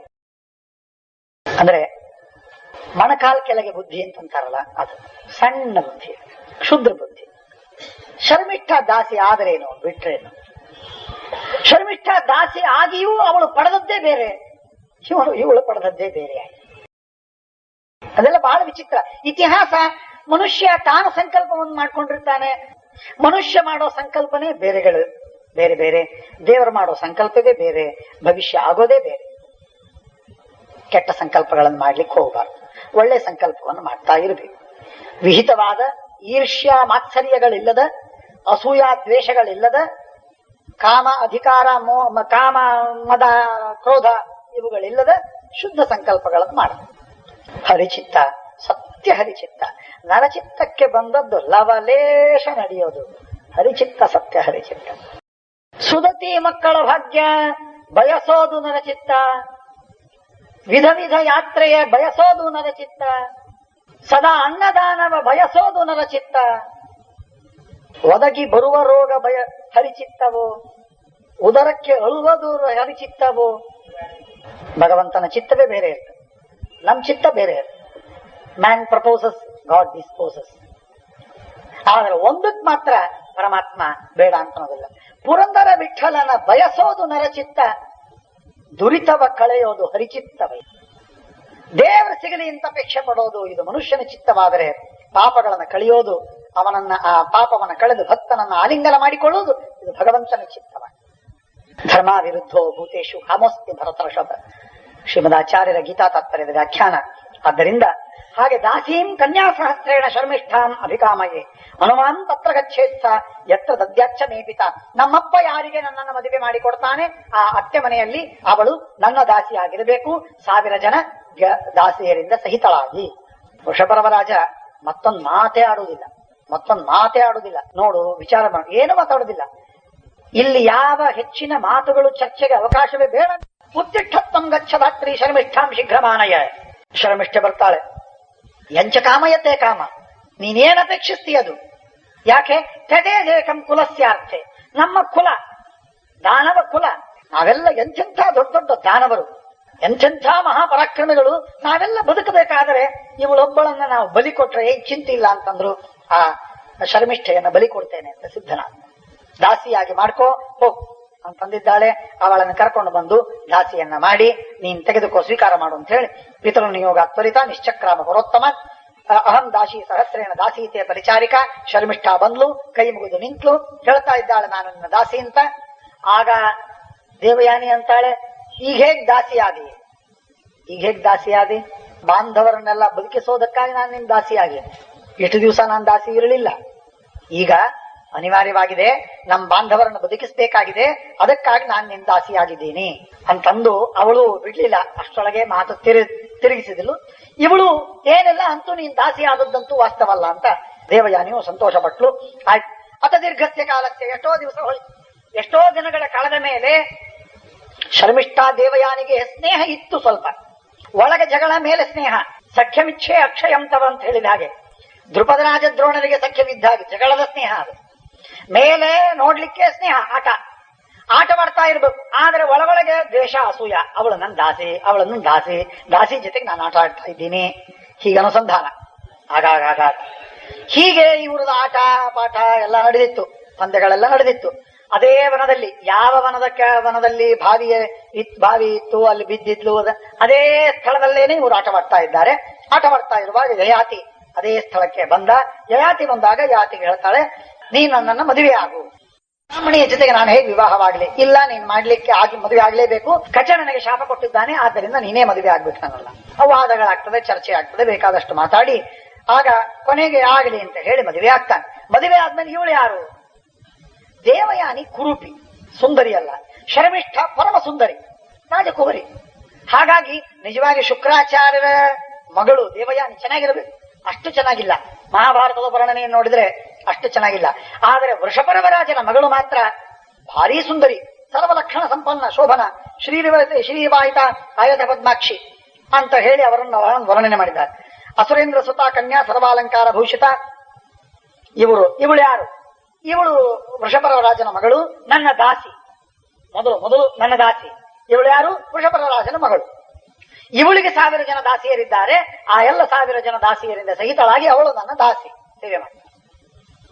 ಅವನಂದ, ಇಂಥವಳು ಇವನ್ ದಾಸಿ ಆಗ್ಲಿಕ್ಕೆ ಏನೋ ಘೋಟಾಲಾಗಿ ಸಾಧ್ಯವೇ ಇಲ್ಲ. ಇವು ವೃಷಪರವರಾಜನ ಮಗಳು, ಶುಕ್ರಾಚಾರ್ಯರ ಮಗಳ ದಾಸಿ, ಇದು ಹೇಗಿದು? ಯಾಕೆ? ಏನು? ಮನಸ್ಸಿನಲ್ಲಿ ಕುತೂಹಲ ಬಿತ್ತು. ಆದ್ರೆ ಅವನೇನು ಬಹಳ ವಿಚಾರ ಮಾಡ್ಲಿಕ್ಕೆ ಹೋಗಲಿಲ್ಲ. ಇನ್ನೇನ್ ಮಾಡೋದು, ಇವಳೆಲ್ಲ ಮಾತು ಎಲ್ಲಿ ಕೇಳ್ತಾ ಕೂಡೋದು, ಸುಮ್ಮನಿದ್ದ, ಬಿಟ್ಬಿಟ್ಟ. ಆಮೇಲೆ ಪುರಾ ದುಶ್ಚರಿತೇನೇಯಂ ತವ ದಾಸಿ ಭವತ್ಯಹೋ. ಏನೋ ಪಾಪ ಅವಳ ಎಂಥ ಉತ್ತಮಳಾಗಿದ್ದಾಳೆ, ಎಂಥ ಲಕ್ಷಣಗಳವಳಿಗೆ, ಪಟ್ಟದ ಮಹಿಷಿಯಾಗುವ ಲಕ್ಷಣಗಳಿವೆ. ಅವಳು ದಾಸಿ ಹೇಗಾದ್ಲು? ಅಂತೂ ಏನೋ ಪ್ರಾರಬ್ಧ ಕರ್ಮ, ಹಿಂದೇನೋ ತಪ್ಪು ಮಾಡಿದ್ದಾಳೆ, ಏನೋ ಕರ್ಮವಿರಬೇಕು, ಅದಕ್ಕಾಗಿದ್ದಾಳೆ ಅಂತ ಯಯಾತಿ ತನ್ನಷ್ಟಕ್ಕೆ ತಾನೇ ಉತ್ತರವನ್ನು ಕೊಡ್ಕೊಂಡು ಅಥವಾ ಅಲ್ಲಿ ಹೇಳಿ ಮುಗಿಸ್ಕೊಂಡ. ಬ್ರಹ್ಮಚರ್ಯೇಣ ವೇದೋ ಮೇ ಕೃಷ್ಣ ಶ್ರುತಿ ಪತಂಗತಃ ರಾಜಾಹಂ ರಾಜಪುತ್ರಶ್ಚ ಯಯಾತಿ ಋತುಶ್ರಮ ವಿಶ್ರುತಃ. ನನ್ನ ಹೆಸರು ಯಯಾತಿ, ನೀನು ದೇವಯಾನಿ, ವಿವಾಹವಾಗ್ಲಿಕ್ಕೆ ಸಾಧ್ಯವಿಲ್ಲ, ಹಾಗೆ ಹೀಗೆ ಅಂತೆಲ್ಲ ಆಯ್ತು. ಏನು ಮಾಡಿದ್ರು ಕೊನೆಗೂ ವಿವಾಹವಾಗಬೇಕು ಅಂತಾಯ್ತು. ಶುಕ್ರಾಚಾರ್ಯರು ಕೇಳಿದ್ರು, ಶುಕ್ರಾಚಾರ್ಯ ಕೊಟ್ರು, ವಿವಾಹ ಮಾಡಿ ಕೊಟ್ರು. ವಿವಾಹ ಮಾಡಿ ಕೊಟ್ಟಾದ ಮೇಲೆ ಆಗ ಅವನು ಹೇಳಿದ್ರು, ಶುಕ್ರಾಚಾರ್ಯ ಹೇಳಿದ್ರು, ನೋಡು ಯಯಾತಿ ಹುಷಾರ್, ಈ ದೇವಯಾನಿ ನನ್ನ ಮಗಳು, ಅವಳ ಮನಸ್ಸಿಗೆ ವಿರುದ್ಧವಾಗಿ ಮಾಡೋ ಹಾಗಿಲ್ಲ. ನಿನ್ ಜೊತೆಗೇನೆ ಮದುವೆ ಮಾಡೋದು ಇದು ಅನಿವಾರ್ಯ. ನೀನ್ ನನ್ ಮಾತು ಕೇಳಲೇಬೇಕು, ದೇವಯಾನಿ ಮನಸ್ಸು ಮುರಿಲೇಬಾರದು, ಇದು ಅನಿವಾರ್ಯ. ದೇವಯಾನಿನ ಮದುವೆ ಬರ್ತಾಳೆ, ಬಂದ್ಮೇಲೆ ಶರ್ಮಿಷ್ಠ ಅಲ್ಲಿ ದಾಸಿ ಆಗಿರ್ತಾಳೆ. ಶರ್ಮಿಷ್ಠೆಯನ್ನ ನೀನೆಲ್ಲಾದ್ರೂ ಮದುವೆ ಆದಿ, ಹುಷಾರ್. ರಾಜಕುವರಿ ಅಂತ ಹೇಳಿ ನೀನ್ ಮದುವೆ ಆಗ್ಲಿಕ್ಕಿಲ್ಲ, ನೀನ್ ಅವಳನ್ನ ಆಗ್ಲಿ ಸ್ವಾಮಿ ಅಂತಂದ. ಅನಾಸ್ಥಯ ಆಗ್ಲಿ ಸ್ವಾಮಿ ಅಂತಂದ ಶುಕ್ರಾಚಾರ್ಯರೇ. ಆದರೆ ಮದುವೆ ಮಾಡ್ಕೊಂಡು ದೇವಯಾನಿನ್ ಕರ್ಕೊಂಡು ಹೋದ. ಜೊತೆಗೆ ಶರ್ಮಿಷ್ಠಾನು ದಾಸಿಯಾಗಿ ಬರಬೇಕಾಗಿತ್ತು, ದಾಸಿಯಾಗಿ ಬಂದ್ಲು. ಎಷ್ಟು ವಿಚಿತ್ರ ಇದು ಅಂದ್ರೆ, ದೈವ ಸಂಕಲ್ಪಗಳು ಹೇಗಿರ್ತದೆ ಅಂತ ಅನ್ನೋದನ್ನ ಬಹಳ ವಿಚಿತ್ರವಾಗಿ ನೋಡ್ತೇವೆ. ಶರ್ಮಿಷ್ಠ ಅಲ್ಲೇ ಇದ್ಲು ದಾಸಿಯಾಗಿ. ಶರ್ಮಿಷ್ಠೆಗೆ ಒಂದು ಅಶೋಕವನ ಅಂತ ಒಂದು ದೊಡ್ಡದಾದಂತಹ ತೋಟ, ಆ ತೋಟದಲ್ಲಿ ಅವಳಿಗೊಂದು ಔಟ್ ಹೌಸ್ ಕಟ್ಟಿ ಪ್ರತ್ಯೇಕವಾಗಿ ಅವಳನ್ನ ಅಲ್ಲೇ ಇಟ್ಲು. ದೇವಯಾನಿ ಹೇಳಿದ್ಲು, ಅವಳನ್ನ ಅಲ್ಲೇ ಇಡಬೇಕು, ನೀವು ಅವಳು ನನ್ನ ಸೇವಾ ಮಾಡಬೇಕು, ನಿಮ್ಮ ಹತ್ರ ಬರಬಾರ್ದು. ಆಯ್ತು, ನೀ ಹೇಗೆ ಹೇಳ್ತಿ ಹಾಗೆ, ಪ್ರಾರಬ್ಧದೆ, ನೀನು ಗಂಟು ಬಿದ್ದಿ, ನೀನು ಉಪಾಯವಿಲ್ಲ, ಬೇಡ ಬೇಡ ಅಂತಂದ್ರೆ ನೀನು ಮದುವೆ ಮಾಡ್ಕೊಂಡಿ, ನೀನು ಹೇಳ್ದಾಗ ಕೇಳಬೇಕೀಗ, ಆಗಲಿ ಅಂತ ಹೇಳಿ ದೇವಯಾನಿ ಮನೆಯಲ್ಲಿ, ಶರ್ಮಿಷ್ಠ ಔಟ್ ಹೌಸಿನಲ್ಲಿ ಇದ್ದಾರೆ. ಹೀಗೆ ವಾಸ ನಡೀತು. ಅನೇಕ ದಿವಸಗಳವರೆಗೆ ಇದೇ ರೀತಿಯಾಗಿದ್ದಾರೆ. ಆಮೇಲೆ ಆ ಶರ್ಮಿಷ್ಠ ಪಾಪ, ಅವಳು ದೊಡ್ಡ ರಾಜನ ಮಗಳು, ಉತ್ತಮ ಕುಲೀನಳು, ಶಾಲೀನಳು, ಉತ್ತಮ ಗುಣವಂತಿ, ಶ್ರೇಷ್ಠಳಾದಂತಹ ಎಲ್ಲ ಗುಣಗಳಿತ್ತು. ಹಾಗಾಗಿ ಅವಳನ್ನ ನೋಡಿ ಇವನಿಗೆ ಮೋಹವಾಯಿತು. ಒಂದು, ಅವಳು ಅಪೇಕ್ಷೆ ಪಟ್ಲು, ನಾನಿಲ್ಲಿ 2 ದಿವಸ ಅಂತ ಇರಲಿ, ದಾಸಿಯಾಗಿ ಇರೋದು ಅಂದ್ರೆ ಏನು, ನನ್ನನ್ನು ಯಾರಾದ್ರೂ ಮದುವೆ ಆಗಬೇಕಲ್ಲ, ದೇಯಾತಿ ಅಂತ ನಾನೇನೇ ನನ್ನ ಮದುವೆ ಆಗ್ತೇನೆ, ಬಹಳ ಸಂತೋಷ, ಅವಶ್ಯವಾಗಿ ಮದುವೆ ಆಗ್ತೇನೆ. ಇದು ಅತ್ಯಂತ ಏಕಾಂತದಲ್ಲಿ. ದೇವಯಾನಿ ಎಲ್ಲಿ ಹೋಗಿದ್ಲೋ ಏನೋ, ಶುಕ್ರಾಚಾರ್ಯ ಭೇಟಿಗೆ ಹೋಗಿದ್ಲೋ ಅಥವಾ ಏನಾಗಿತ್ತೋ ಏನೋ ಅಂತೂ ಅವರು ಏಕಾಂತದಲ್ಲಿ ಅತ್ಯಂತ. ಯಾಕಂದ್ರೆ ಅಲ್ಲಿ ಮಹಾಭಾರತದಲ್ಲಿ ಹಿಂದೆ ಮುಂದೆ ನೋಡಿದ್ರೆ ಯಯಾತಿ ಶರ್ಮಿಷ್ಠ ಇವರಿಬ್ಬರು ಮಾತಾಡ್ಲಿಕ್ಕೆ ಬರಲೇಬಾರದು, ಹಾಗೆ ದೇವಯಾನಿ ಇಂಟರಪ್ಟ್ ಮಾಡ್ತಿಲ್ಲ. ಆಗಾಗ ಯಯಾತಿ ಎಲ್ಲಾದ್ರೂ ಹೋದ ಅಂತಂದ್ರೆ ಬೆನ್ನ ಹತ್ತೋದೆ. ಹೀಗಾಗಿ ಬಹಳ ಯಾವಾಗಲೂ ವಿಜಿಲೆಂಟ್ ಆಗಿ ನೋಡ್ತಾ ಇದ್ಲಕ್ಕಿ. ಅಂತ ಅದ್ರೊಳಗೆ ತಪ್ಪಿಸಿ ಇವನು ಮಾತಾಡಿದ ಮೇಲೆ ವಿವಾಹವಾಯಿತು. ವಿವಾಹವಾದ ಮೇಲೆ ಗರ್ಭಿಣಿಯಾದ್ಲು. ದೇವಯಾನಿಗೆ 2 ಮಕ್ಕಳು, ಯದು ಮತ್ತು ತುರ್ವಸು, 2 ಮಕ್ಕಳಾದ ಮೇಲೆ ಆ ಶರ್ಮಿಷ್ಠಾನ್ ಸ್ವಲ್ಪ ದಿವಸ ಆದ್ಮೇಲೆ ಶರ್ಮಿಷ್ಠಾನ್ ವಿವಾಹವಾಯಿತು. ಶರ್ಮಿಷ್ಠಾನ್ ವಿವಾಹವಾದರೂ ಮನೆಗೆ ಬರೋ ಹಾಗಿಲ್ಲ, ಅಂತಃಪುರದಲ್ಲಿ ಸೇರೋ ಹಾಗಿಲ್ಲ, ದೂರದಲ್ಲಿ ಔಟ್ ಹೌಸ್ನಲ್ಲೇ ಇರಬೇಕು, ಏನೇನೋ ಕಷ್ಟಪಟ್ಟು ಎಲ್ಲ ಮಾಡಿ. ಇಷ್ಟೆಲ್ಲ ಆದ್ಮೇಲೆ ಅವಳೊಂದ್ಸಲ ಗರ್ಭಿಣಿ ಆದ ಅವಳು ಬಂದು ಸೇವೆ ಮಾಡಿದಾಗ ನೀನ್ ಹೇಗೆ ಗರ್ಭಿಣಿಯ, ನಿನ್ಗೆ ಯಾಕೆ ಗಂಡ ಇಲ್ಲ, ನಾವೊಬ್ಬ ಬ್ರಾಹ್ಮಣ, ಒಬ್ಬ ರಾಜಕುಮಾರ, ಇದು ಬ್ರಾಹ್ಮಣ ಸಿಕ್ಕಿದ ಋಷಿಪುತ್ರ, ಆ ಋಷಿಪುತ್ರ ನನ್ನನ್ನು ಮದುವೆ ಆಗುವಂತ ಕೇಳ್ಕೊಂಡೆ, ಅವನು ಮದುವೆ ಆಗಿದ್ದಾನೆ, ಆದ್ದರಿಂದ ನಾನು ಬಸರಿ ಆಗಿದ್ದೀನಿ ಅಂತ ಅವಳು ಹೇಳಿದ. ಅವನ ಹೆಸರೇನು? ಅಯ್ಯೋಯ್ಯೋ ರಾಮ, ಅವರ ಹೆಸರೇ ಕೇಳಲಿಲ್ಲ ಅಂದಾಗೆ ಅಂತ. ಯಾಕೆ ನೀನ್ ಕೇಳಲಿಲ್ಲ? ಅವರ ತಪಸ್ಸು, ಅವರ ಪ್ರಭಾವ, ಅವರ ತೇಜಸ್ಸು, ಅವರ ಜಪತಪಾದಿಗಳು, ಅದನ್ನ ನೋಡ್ಕೊಂಡು ನಾನು ಕೇಳಲಿಕ್ಕೆ ಹೋಗಲಿಲ್ಲ. ಈಗ ಸರಿ ಸರಿ ಸರಿ ಅಂತ ಸಮಾಧಾನದಿಂದ ದೇವಯಾನಿ ಆಗಲಿ ಬಿಟ್ಬಿಡು ಅಂತ ಬಿಟ್ಬಿಟ್ಲು. ಇಲ್ಲದಿದ್ರೆ ಕಷ್ಟ ಇತ್ತು. ಇಷ್ಟಾದ ಮುಗಿದೋಯ್ತಿದ್ದು. ಅಷ್ಟಾದ ಮೇಲೆ ಒಂದಾದ್ಮೇಲೆ ಒಂದು 3 ಜನ ಮಕ್ಕಳಾದ್ರಾಗ. ದೇವಯಾನಿಗೆ 2, ಯದು ತುರ್ವಸು. ಶರ್ಮಿಷ್ಠಗೆ 3 ಜನ ಮಕ್ಕಳು, ದೃಶ್ಯು, ಅನು, ಪೂರು ಅಂತ 3 ಜನ ಮಕ್ಕಳ. 3 ಜನ ಮಕ್ಕಳಾದ ಮೇಲೆ ವಿಚಿತ್ರ ಏನು ಅಂದ್ರೆ, ಒಂದ್ಸಲ ತೋಟದೊಳಗೆ ಕೂತಿದ್ದಾನೆ ಯಾರು? ಯಯಾತಿ. ಬದಿಯಲ್ಲಿ ದೇವಯಾನಿ ವಿರಾಜಮಾನಳಾಗಿದ್ದಾಳೆ. ಆಮೇಲೆ ಹತ್ತಿರದಲ್ಲಿ ಶರ್ಮಿಷ್ಠ ಸೇವೆ ಮಾಡೋದಕ್ಕೆ ಯಾವಾಗಾದರೂ ಸಿದ್ಧರಾಗಿರ್ಬೇಕು, ಹಾಗಾಗಿ ಸೇವೆ ಮಾಡೋದಕ್ಕೆ ದೂರದಲ್ಲಿ ಶರ್ಮಿಷ್ಠ ನಿಂತಿದ್ದಾಳೆ. ಪಟ್ಟದ ಮಹಿಷಿ ಆಗಲು ಯೋಗ್ಯತೆ ಇರತಕ್ಕ ಶರ್ಮಿಷ್ಠ ಪಾಪ ದುಃಖದಿಂದ ನಿಂತಿದ್ದಾಳೆ. ಅವಳಿಗೆ ದುಃಖ ಅಂದ್ರೆ ಅನಂತ. ಅಷ್ಟಾಗಿ ಅವಳ ಬದಿಯಲ್ಲಿ ನಿಂತಿದ್ದಾಳೆ. ಆ ಮಕ್ಕಳು 3 ಜನ ಓಡಿ ಬಂದರು. ಯದು ತುರ್ವಸು ಬಂದ್ರು, ಅವರಿಬ್ಬರನ್ನ ಚೆನ್ನಾಗಿ ಪಾಲನೆ ಮಾಡಿದ, ಹತ್ತಿರ ಕರ್ಕೊಂಡ, ಪೋಷಣ ಮುದ್ದಾಡಿದ, ಅವ್ರು ಹೋದ್ರು. ಅದಾದ್ಮೇಲೆ ಧ್ರುಯು, ಅನು, ಪುರು, ಆ 3 ಜನ ಬಂದರು. 3 ಜನರಿಗೆ ಏಕಾಂತದಲ್ಲಿ ಯಯಾತಿ ತಮ್ಮ ತಂದೆಯಿಂದ ಗೊತ್ತು, ಶರ್ಮಿಷ್ಠ ತಾಯಿಯಿಂದ ಗೊತ್ತು. ಅವರಿಬ್ಬರು ಕೂಡಿ ಇದ್ದದ್ದು ಎಂದು ನೋಡೇ ಇಲ್ಲ. ಅರ್ಥಾತ್ ಈ ದೇವಯಾನಿ ಇದ್ದಾಗ ದೇವಯಾನಿ ಆಗಿದ್ಲು. ಅವರು ಓಡಿ ಬಂದು ಯಯಾತಿ ಮೈ ಮೇಲೆ ಬಿದ್ದಾಗ ಅವನು ಯಯಾತಿ ಬಹಳ ಸಂಕೋಚವಾಯಿತು. ದೇವಯಾನಿ ಮುಂದೆ ಇವರು ನನ್ನ ಮಕ್ಕಳು ಅಂತ ಎಂದೆಂದಿಗೂ ಘೋಷಣೆ ಆಗಬಾರದು. ಇದ್ರದ್ದು ಅವನ ಸಂಕಟ ಇತ್ತು. ಹಾಗಾಗಿ ದೂರ ಕಳ್ಸುತ್ತೆ. ಸರಿ ಸರಿ ಸರಿ ಅಂತ ಅಲ್ಲ. ಬಹಳ ಚೆನ್ನಾಗಿದೆ ಮಹಾಭಾರತ. ಆ ಶ್ಲೋಕಗಳನ್ನು ಓದ್ತಾ ಹೋದ್ರೆ ಬಹಳ ಸುಂದರವಾಗಿದೆ. ಅಂದ್ರೆ ನ್ಯಾಚುರಲ್ ಆಗಿದೆ, ಅಗ್ದಿ ಬಹಳ ಪ್ರಾಮಾಣಿಕವಾಗಿ ಅವನಿಗೆ ಎಷ್ಟು ಸಂಕಟವಾಗ್ತಾ ಇದೆ ಅಂತ ಅನ್ನೋದು. ಆಗ ದೂರ ಸರಿ ದೂರ ಸರಿ ದೂರ ಸರಿ ಯಾಕೆ ದೂರ ಸರಿಬೇಕು? ಅವರಿಗೆ ಸಂಕೋಚವಾಗಿದೆ. ಯಾಕೆ ನಮ್ಗೆ ಯಾಕೆ ದೂರ ಸರಿ? ನೀವ್ ಯಾರ ಮಕ್ಕಳು? ನಾನು ಶರ್ಮಿಷ್ಠಾನ್ ಮಕ್ಕಳು. ಹೌದು, ಶರ್ಮಿಷ್ಠಾನ್ ಮಕ್ಕಳು. ನಿಮ್ಮ ಅಪ್ಪ ಯಾರು? ಇವನು ಬಟ್ಟು ಮಾಡಿ ತೋರಿಸ್ತಾನೆ. ಬಟ್ಟು ಮಾಡಿ ತೋರಿಸಿದ ತಕ್ಷಣ ದೇವಯಾನಿಗೆ ಕೆಂಡ. ಶರ್ಮಿಷ್ಠ ನೋಡ್ತಾ ಇದ್ದಾಳೆ. ಶರ್ಮಿಷ್ಠ ಏನ್ ಮಾಡ್ಬೇಕು? ಮಕ್ಕಳಿಗೆ ಎಷ್ಟಂತ ಹೇಳಿಕ್ ಸಾಧ್ಯ? ಗೊತ್ತಾಗಿರುತ್ತೆ ದೇವಯಾನಿ ಯಯಾತಿಯನ್ನ ಬಿಟ್ಟದ್ದೇ ಹೋದ್ ನೋಡ್ರಿ ಶುಕ್ರಾಚಾರ್ಯ ಹತ್ರ. ದೂರ ತಗೊಂಡು ಹೋದ್. ಶುಕ್ರಾಚಾರ್ಯಗೆ ಹೋಗಿ ಹೇಳ್ತಾಳೆ, ಅವಳು ಶರ್ಮಿಷ್ಠ ದಾಸಿಯಾಗಿ ನನ್ನ ಮನೆಯಲ್ಲಿ ಇರಬೇಕು ಅಂತಂದದ್ದೇ ಅಂತಹದ್ದು. ಅದು ಬಿಟ್ಟು ಅವಳೀಗ ಮಹಿಷಿ ಆಗ್ಬಿಟ್ಟಿದ್ದಾಳೆ, ಮದುವೆ ಮಾಡ್ಕೊಂಡಿದ್ದಾಳೆ, ಮಕ್ಕಳಾಗಿದ್ದಾರೆ ಅಷ್ಟೇ ಅಲ್ಲ, ಸುಳ್ಳು ಹೇಳಿದ ಇಷ್ಟೇ ಅಲ್ಲ, ನನಗಿಬ್ರು ಮಕ್ಕಳು, ಅವರಿಗೆ 3 ಜನ ಮಕ್ಕಳು. ಎಷ್ಟು ಮೋಸವಾಗಿದೆ, ನನ್ನ ಗತಿ ಏನೇನು? ಆಗ ಶುಕ್ರಾಚಾರ್ಯ ಅಂತಾರೆ, ಹಾಗೆ ಶಾಪ ಕೊಡ್ತೀನಿ. ಹಾಗಾದ್ರೆ ನೀನ್ ಏನ್ ಅಪೇಕ್ಷೆ ಮಾಡಿದೆ? ಶಾಪ ಕೊಟ್ಬಿಟ್ಟೆ. ಶುಕ್ರಾಚಾರ್ಯ ವಿಚಾರ ಮಾಡಿದೆ ನೋಡ್ರಿ, ಅಷ್ಟು ವಿಚಿತ್ರ. ಅಂದ್ರೆ ಅನ್ನಬಾರದೇನೋ ಅಂತಾರಲ್ಲ, ಹಾಗೆ ಸೌತಿ ಮಾತ್ಸರ್ಯ ಅಂತ. ಸೌತಿ ಮಾತ್ಸರ್ಯ ಅಂದ್ರೆ ಅಕ್ಷರಶಃ ಸೌತಿಯ ಮಾತ್ಸರ್ಯ. ಸೌತಿಯ ಮಾತ್ಸರ್ಯದ ಪ್ರಭಾವ ಏನಾಯ್ತು ವಿಚಿತ್ರ ಅಂತಂದ್ರೆ, ಈಚೆ ದೇವಯಾನಿಯ ಗಂಡ ಅವನು ಯಯಾತಿ. ಆದ್ರೆ ಯಯಾತಿಗೆ ಶುಕ್ರಾಚಾರ್ಯ ಶಾಪ ಕೊಡ್ತಾ ಇದ್ದಾರೆ, ನಿನಗೆ ಮುಪ್ಪು ಬಂದು ಹೋಗಲಿ. ನೋಡ್ರಿ, ಯಾವ ಶರ್ಮಿಷ್ಠೆಯನ್ನ ದಾಸಿಯನ್ನಾಗಿ ಮಾಡಿಕೊಳ್ಳಬೇಕು ಅಂತ ದೇವಯಾನಿ ಅಪೇಕ್ಷೆ ಪಟ್ಲು, ಅವಳು ಪಟ್ಟದ ಮಹಿಷಿಯಾಗುವಂತೆ ಆದ್ಲು. ಜೊತೆಗೆ ಅವರಿಗೆ ಮಕ್ಕಳು 3 ಜನ ಆದರು. ಅವಳ ಮೇಲೆ ಇವನಿಗೆ ವಿಶೇಷವಾದ ಪ್ರೀತಿ ಎಲ್ಲ ಬಂತು. ಇದು ಒಂದಾಯ್ತೆ. ಈ ಒಂದು ಹಂತದಲ್ಲಿ ಅಂದ್ರೆ ಹೆಂಡತಿಯ ದೃಷ್ಟಿಯೊಳಗೆ ತನ್ನಕ್ಕಿಂತಲೂ ಅವಳಿಗೆ ವಿಶೇಷವಾದಂತಹದ್ದು ಸಿಕ್ಕಿತು. ಅಸೂಯೆ ಪಡಬಾರದು. ಅಸೂಯೆ ಪಟ್ಟರೆ ತನ್ನಕ್ಕಿಂತಲೂ ಅವರಿಗೆ ಹೆಚ್ಚಾಗಿ ಮಾಡಬೇಡಿ. ಆದ್ರಿಂದ ಅಸೂಯೆ ಪಟ್ಟದ್ದಕ್ಕೆ ದೇವಯಾನಿಗಿಂತಲೂ ಹೆಚ್ಚಿಗೆ ಸಿಕ್ಕಿತು ಶರ್ಮಿಷ್ಠೆಗೆ. ಇದು ಒಂದು ಕಡೆಗೆ. ಇದಾದ ಮೇಲೆ ಶುಕ್ರಾಚಾರ್ಯ ಶಾಪ ಕೊಟ್ರು. ಶುಕ್ರಾಚಾರ್ಯ ಶಾಪ ಕೊಟ್ಟದ್ದೇನು ಅಂತಂದ್ರೆ, ನಿನಗೆ ಮುಪ್ಪು ಬಂದು ಹೋಗಲಿ, ಜರ ವಾರ್ಧಕ್ಯ ಬರಲಿ ನಿನಗೆ. ಅವನು ಶುಕ್ರಾಚಾರ್ಯ ಹತ್ರ ಬಂದು ಬಿದ್ದು ಕಾಲಿಗೆ ಬಿದ್ದು ಮನೆಯಲ್ಲಿ ಕೂತಿದ್ದ. ಮನೆಯಲ್ಲಿ ಕೂತಾಗ ಶಾಪ ಕೊಟ್ಟ ತಕ್ಷಣ ಮೈಯೆಲ್ಲ ಮುದಿಯಾಯ್ತು. ಮುದಿ ಹಣ್ಣು ಮುದುಕನಾದ.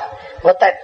ದೇವಯಾನಿ ಹೋಗಿ ಶುಕ್ರಾಚಾರ್ಯ ಹತ್ರ ಹೇಳಿ ಶಾಪ ಕೊಡಿಸಿದ್ದಾಳೆ, ಅದರ ಪ್ರಸಾದ ಇದು ಅಂತ ಖಾತ್ರಿ ಆಗಿ ಎದ್ದು ರಥದಲ್ಲಿ ಕೂತ್ಕೊಂಡು ಶುಕ್ರಾಚಾರ್ಯ ಹತ್ರ ಹೋಗಿ ಶುಕ್ರಾಚಾರ್ಯ ನಮಸ್ಕಾರ ಮಾಡಿದ. ಸ್ವಾಮಿ, ಇನ್ನೂ ಒಳ್ಳೆ ಜವಾನಿ, ಒಳ್ಳೆ ತಾರುಣ್ಯ. ಇಂಥ ತಾರುಣ್ಯದೊಳಗೆ ನನಗೆ ಇಷ್ಟು ವಾರ್ಧಕ್ಯ ಕೊಟ್ರೆ ನಾನೇನ್ ರಾಜ್ಯವಾಳ್ಲಿ, ನಾನು ಹೇಗೆ ಕಾಮೋಭೋಗವನ್ನು ಮಾಡ್ಲಿ? ಸಾಧ್ಯವಿಲ್ಲ. ನೀನು ತಾರುಣ್ಯವನ್ನು ಕೊಡಬೇಕು. ನಾನೇನ್ ತಪ್ಪೇ ಮಾಡಿಲ್ಲ. ನಾನು ಆ ಶರ್ಮಿಷ್ಠ ಏನಂತಾಳೆ ಅಂತಂದ್ರೆ ಬಹಳ ವಿಚಿತ್ರವಾಗಿದೆ. ನೀವು ನಿಮ್ಮ ರಾಜ್ಯದೊಳಗೆ, ಅರಮನೆಯೊಳಗೆ, ಸಭೆಯೊಳಗೆ ಹೇಳ್ತೀರಿ, ಬೇಡಿದವರಿಗೆ ಬೇಡಿದ್ದನ್ನ ಕೊಡ್ತೇನೆ ಅಂತಂತೀರಿ. ನಾನ್ ನಿಮ್ಮನ್ನೇ ಬೇಡೀನಿ, ನೀವ್ ಯಾಕೆ ನನ್ನನ್ನು ಮದುವೆ ಆಗುವುದಿಲ್ಲ ಅಂತಂತಾಳವಳು ಶರ್ಮಿಷ್ಠ. ಆ ಮಾತನ್ನ ಶುಕ್ರಾಚಾರ್ಯ ಹತ್ರ ಹೇಳ್ತಾರೆ. ನಾನು ಎಲ್ಲವನ್ನು ಕೇಳಿದವರಿಗೆ ಕೇಳಿದ್ದನ್ನು ಕೊಡ್ತೇನೆ ಅಂತ ನಾನು ಅಂದಿದ್ದೆ. ಅದನ್ನ ಕೇಳಿಟ್ಕೊಂಡು ಶರ್ಮಿಷ್ಠ ನನ್ನ ಮದುವೆಯಾಗುವಂತೆ ಬೇಡಿದ್ಲು. ಅವಳು ಬೇಡಿದ ಅಪೇಕ್ಷೆಯನ್ನು ನಾನು ಪೂರೈಸದೆ ಹೇಗೆ ಬಿಡ್ಲಿ? ಅಸತ್ಯ ಮಾತಾಡಿದಂತ ಆಗೋದಿಲ್ವೇ? ಅದಕ್ಕಾಗಿ ನಾನು ಮದುವೆಯಾದೆ ಒಂದು ಇತ್ಯಾದಿ ಇನ್ನೊಂದೆರಡು ಕಾರಣಗಳನ್ನೇನು ಹೇಳ್ತಾನೆ. ಹೀಗಾಗಿ ನಾನೇನ್ ತಪ್ಪು ಮಾಡಿಲ್ಲ, ಅಪರಾಧವೇನಲ್ಲ ಅಂತ ಹೇಳಿ ಸಮಾಧಾನ ಮಾಡಿದರೆ, ಆಗ ಕೊನೆಗೆ ಅವ್ರು ಹೇಳ್ತಾರೆ, ನಿಮ್ಗೆ ಇಷ್ಟ ಆದ್ರೂ ದುಃಖವಾಗೋದು ಬೇಡೇನು? ನಿನ್ನ ಸ್ವಂತ ಮಗಳ ಗಂಡ ನಾನು ಮುದುಕನಾಗಿ ಬಿಟ್ಟರೆ ನಿನ್ನ ಮಗಳಿಗೆ ಹಾನಿಯಾಗತ್ತೆ ಅಂತ ನಿನಗೆ ಎಚ್ಚರ ಇಲ್ಲೇನು ಅಂತ ಶುಕ್ರಾಚಾರ್ಯಗೆ ಎಚ್ಚರಿಸ್ತಾರೆ. ಯಯಾತಿ ಎಚ್ಚರಿಸಿದಾಗ ಆಗ ಎಚ್ಚರ ಬಂತವ್ರಿ. ಓ ತಪ್ಪಾಯ್ತಿದ್ರು. ಹಾಗಾದ್ರೆ ಏನ್ ಮಾಡ್ಬೇಕು? ನನ್ನ ಮಾತಂತೂ ಆಡಿಬಿಟ್ಟೀನಿ, ನೀನು ಮುದುಕನಾಗೋದು ನಿಶ್ಚಿತ, ಮುದುಕನಾಗಲೇಬೇಕು, ಉಪಾಯವಿಲ್ಲ. ಇದಕ್ಕಿನ್ನೇನಾದ್ರೂ ಉಪಾಯ ಹೂಡು. ಹಾಗಾದ್ರೆ ಒಂದ್ ಕೆಲಸ ಮಾಡು, ನೀವು ನನ್ನ ಮಗಳ ಗಂಡ ಅಲ್ಲೇ ನೀನ್. ಹಾಗಾದ್ರೆ ಒಂದ್ ಕೆಲಸ ಮಾಡು, ನಿನ್ ಮುದುಕತನ ಹೋಗಬೇಕಾದ್ರೆ ಒಂದ್ ಕೆಲಸ, ನಿನ್ನ ವಾರ್ಧಕ್ಯವನ್ನ ಯಾರಾದ್ರೂ ತರುಣರಿಗೆ ಕೊಡಬೇಕು, ಅವರ ತಾರುಣ್ಯವನ್ನು ನೀನ್ ತಗೊಳ್ಬೇಕು. ಸರಿ, ಸಂತೋಷ, ಹಾಗಾದ್ರೂ ಆಗಲಿ, ಚಿಂತೆ ಇಲ್ಲ. ಒಪ್ಪಿಕೊಳ್ತಾನೆ. ಒಪ್ಪಿಕೊಂಡು ಮನೆಗ್ ಬಂದ. ಮನೆಗ್ ಬಂದ. ಸ್ವಲ್ಪ ದೊಡ್ಡವರಾಗಿದ್ರು ಅಷ್ಟೊತ್ತಿಗೆ, ಸ್ವಲ್ಪ ದೊಡ್ಡವರಾಗಿದ್ರು. ಆಗ ಯದು ಕರೀತಾನೆ. ಯದುವಿಗೆ ಕರೆದು ಹೇಳ್ತಾನೆ, ಯದು ನೋಡಪ್ಪ, ಹೀಗಾಗಿದೆ, ತಾತ ನಿಮ್ಮ ಮಾತಾಮಹ ಈ ರೀತಿಯಾಗಿ ನಮಗೆ ಮಹಾಪ್ರಸಾದವನ್ನು ಕೊಟ್ಟು ಬಿಟ್ಟಾನೆ, ವಾರ್ಧಕ್ಯ ಬಂದು ಹೋಗಿದೆ, ಅದಕ್ಕೆ ಬೇಡಿಕೊಂಡೆ, ನನಗೆ ಇನ್ನೂ ಕಾಮೋಪಭೋಗವನ್ನು ಮಾಡಬೇಕು ಅಂತ ಬಹಳ ಅಪೇಕ್ಷೆ ಇದೆ. ಎಷ್ಟು ದೊಡ್ಡ ರಾಜ್ಯ, ಏನ್ ಸುದ್ದಿ. ಆದ್ದರಿಂದ ನನಗೆ ಇಷ್ಟು ಸಣ್ಣ ವಯಸ್ಸಿನೊಳಗೆ ವಾರ್ಧಕ್ಯವನ್ನು ಪಡೆಯೋದು ನನಗೆ ಇಚ್ಛೆ ಇಲ್ಲ. ಆದ್ರಿಂದ ನಿನ್ನ ತಾರುಣ್ಯವನ್ನು ನನಗೆ ಕೊಡೋದಾಗಿದ್ರೆ ನಾನು ನಿನ್ನ ವಾರ್ಧಕ್ಯವನ್ನು ನಾನು ನಿನ್ಗೆ ಕೊಡ್ತೀನಿ, ಆಮೇಲೆ ನಾನು ಮತ್ತೆ ನಿನಗೆ ಕೊಡ್ತೀನಿ. ಶುಕ್ರಾಚಾರ್ಯಗೆ ಇನ್ನೊಂದು ಮಾತನ್ನು ಬೇಡ್ತಾನೆ, ವರವನ್ನು ಬೇಡ್ತಾನೆ. ನನಗೆ ಯಾರು ವಾರ್ಧಕ್ಯವನ್ನು ಕೊಟ್ಟು ತಾರುಣ್ಯವನ್ನು ಕೊಟ್ಟು ನನ್ನ ವಾರ್ಧಕ್ಯವನ್ನು ಸ್ವೀಕಾರ ಮಾಡ್ತಾರೋ ಅವರೇ ನನ್ನ ವಂಶದ ರಾಜರಾಗಬೇಕು, ಉತ್ತರಾಧಿಕಾರಿಗಳಾಗಬೇಕು, ನೀವು ವರವನ್ನು ಕೊಡಿ. ಶುಕ್ರಾಚಾರ್ಯ ಅಂತಾರೆ ತಥಾಸ್ತು. ಹಾಗಂದಾಗ ಯದು ಕರೆದು ಹೇಳ್ತಾರೆ, ಯದುರಾಜ ನನ್ನ ವಾರ್ಧಕ್ಯ ಬಂತು, ನಿನ್ನ ತಾರುಣ್ಯವನ್ನು ಕೊಡು, ಅದರಿಂದ ನಾನು ಭೋಗವನ್ನು ಮಾಡಿ ಮತ್ತೆ ನಿನಗೆ ಕೊಡ್ತೀನಿ, ವಾಪಸ್ ಕೊಡ್ತೀನಿ, ಇಲ್ಲ ಅಂತಿಲ್ಲ. ಆಮೇಲೆ ನೀನು ಬೇಕಾದ ದಿವಸ ನೀನು ರಾಜ್ಯವನ್ನು ಆಳಬಹುದು. ಯದು ಅಂತಾನೆ, ಇದೆಲ್ಲ ಹುಚ್ಚೇನ, ಏನಾದ್ರೂ ಹೇಳಬೇಡ್ರಿ ನೀವು. ಅಪ್ಪ ನಿಮ್ಮಷ್ಟಕ್ಕೆ ನೀವಿರ್ರಿ, ನಮ್ಮಷ್ಟಕ್ಕೆ ನಾವಿರ್ತೀವಿ, ಇದೆಲ್ಲ ಮಾತಾಡ್ಲಿಕ್ಕೆ ಹೋಗ್ಬೇಡ್ರಿ. ನಿಮ್ ತಾರುಣ್ಯ, ನಮ್ಮ ವಾರ್ಧಕ್ಯ ಅವೆಲ್ಲ ಬೇಡ, ನಿಮ್ಮಷ್ಟಕ್ಕೆ ನೀವು ಅಂತಂದಾಗ ಬಹಳ ಸಿಟ್ಟು ಬಂತು ತಂದೆ ಯಾತಿಗೆ. ನನ್ನ ಹೊಟ್ಟೆಯಿಂದಲೇ ಹುಟ್ಟಿ ನೀವು ನಮ್ಗೆ ಹೀಗಂತೀರಾ, ನಿಮ್ಗೆ ಶಾಪ ಕೊಡ್ತೀನಿ ಅಂತ ಹೇಳಿ ನಿಮ್ಮ ಮನೆಯೊಳಗೆ ಯಾರು ನಿಮ್ಮ ಮನತೊಳಗೆ ರಾಜರೇ ಆಗೋದು ಬೇಡ, ಹೋಗ್ ಅಂತ ಶಾಪ ಕೊಡು. ಹಾಗಾಗಿ ಯಾದವರೊಳಗೆ ಯಾರೂ ರಾಜರಾಗುವುದಿಲ್ಲ, ಯಾದವರೊಳಗೆ ಯಾರೂ ರಾಜರಾಗುವುದಿಲ್ಲ, ರಾಜರಾಗದೆ ಉಳಿದು ಬಿಡ್ತಾರೆ. ಇದು ಒಂದಾಯ್ತು. ಇದು ಯದು. ಇನ್ನು ತುರ್ವಸು, ಆ ತುರ್ವಸು ಹತ್ರ ಬರ್ತಾನೆ. ಆ ತುರ್ವಸುವನ್ನು ಕೇಳಿದಾಗ, ಅವನು ಹೇಳ್ತಾನೆ, ನಾನು ಸರ್ವತಾ ಕೊಡುದಿಲ್ಲ ಅಂತಂದಾಗ, ಆಗ ನೀನು ಮ್ಲೇಚ್ಛರ ದೇಶಕ್ಕೆ ಹೋಗು, ಮ್ಲೇಚ್ಛರ ದೇಶದಲ್ಲಿ ನೀನು ರಾಜನಾಗು, ಇಲ್ಲಿ ಇರಲೇಬೇಡ, ಮತ್ತೆ ನೀನು ಅಲ್ಲಿ ಪರದೇಶದಲ್ಲಿ ನೀನು ಮ್ಲೇಚ್ಛರಿದ್ದಲ್ಲಿ ಹೋಗಿ ನೀನು ರಾಜನಾಗು, ಇಲ್ಲಿ ಬರಬೇಡ ನೀನು ಅಂತ ಹೇಳಿ ಅವನನ್ನು ಹಾಕಿ ಬಿಡ್ತಾನೆ. ಇದು ತುರ್ವಸುವಿನ ಅವಸ್ಥೆ ಆಯಿತು. ಇನ್ನು ದೃಶ್ಯು, ಅನು, ಪೂರು, ಇದು ಶರಮಿಷ್ಠೆಯ 3 ಮಕ್ಕಳು. ಆ ದೃಶ್ಯುವನ್ನು ಕರೀತಾನೆ. ದೃಶ್ಯು, ನನ್ನ ವಾರ್ಧಕ್ಯವನ್ನು ತಗೊಂಡು ನಿನ್ನ ರಾಜ್ಯವನ್ನು, ನಿನ್ನ ತಾರುಣ್ಯವನ್ನು ಕೊಡು, ನನಗೆ ಕೊಡೋದಿಲ್ಲ ಅಂದ್ರೆ ಅವನಿಗೆ ಶಾಪವನ್ನು ಕೊಡ್ತಾನೆ.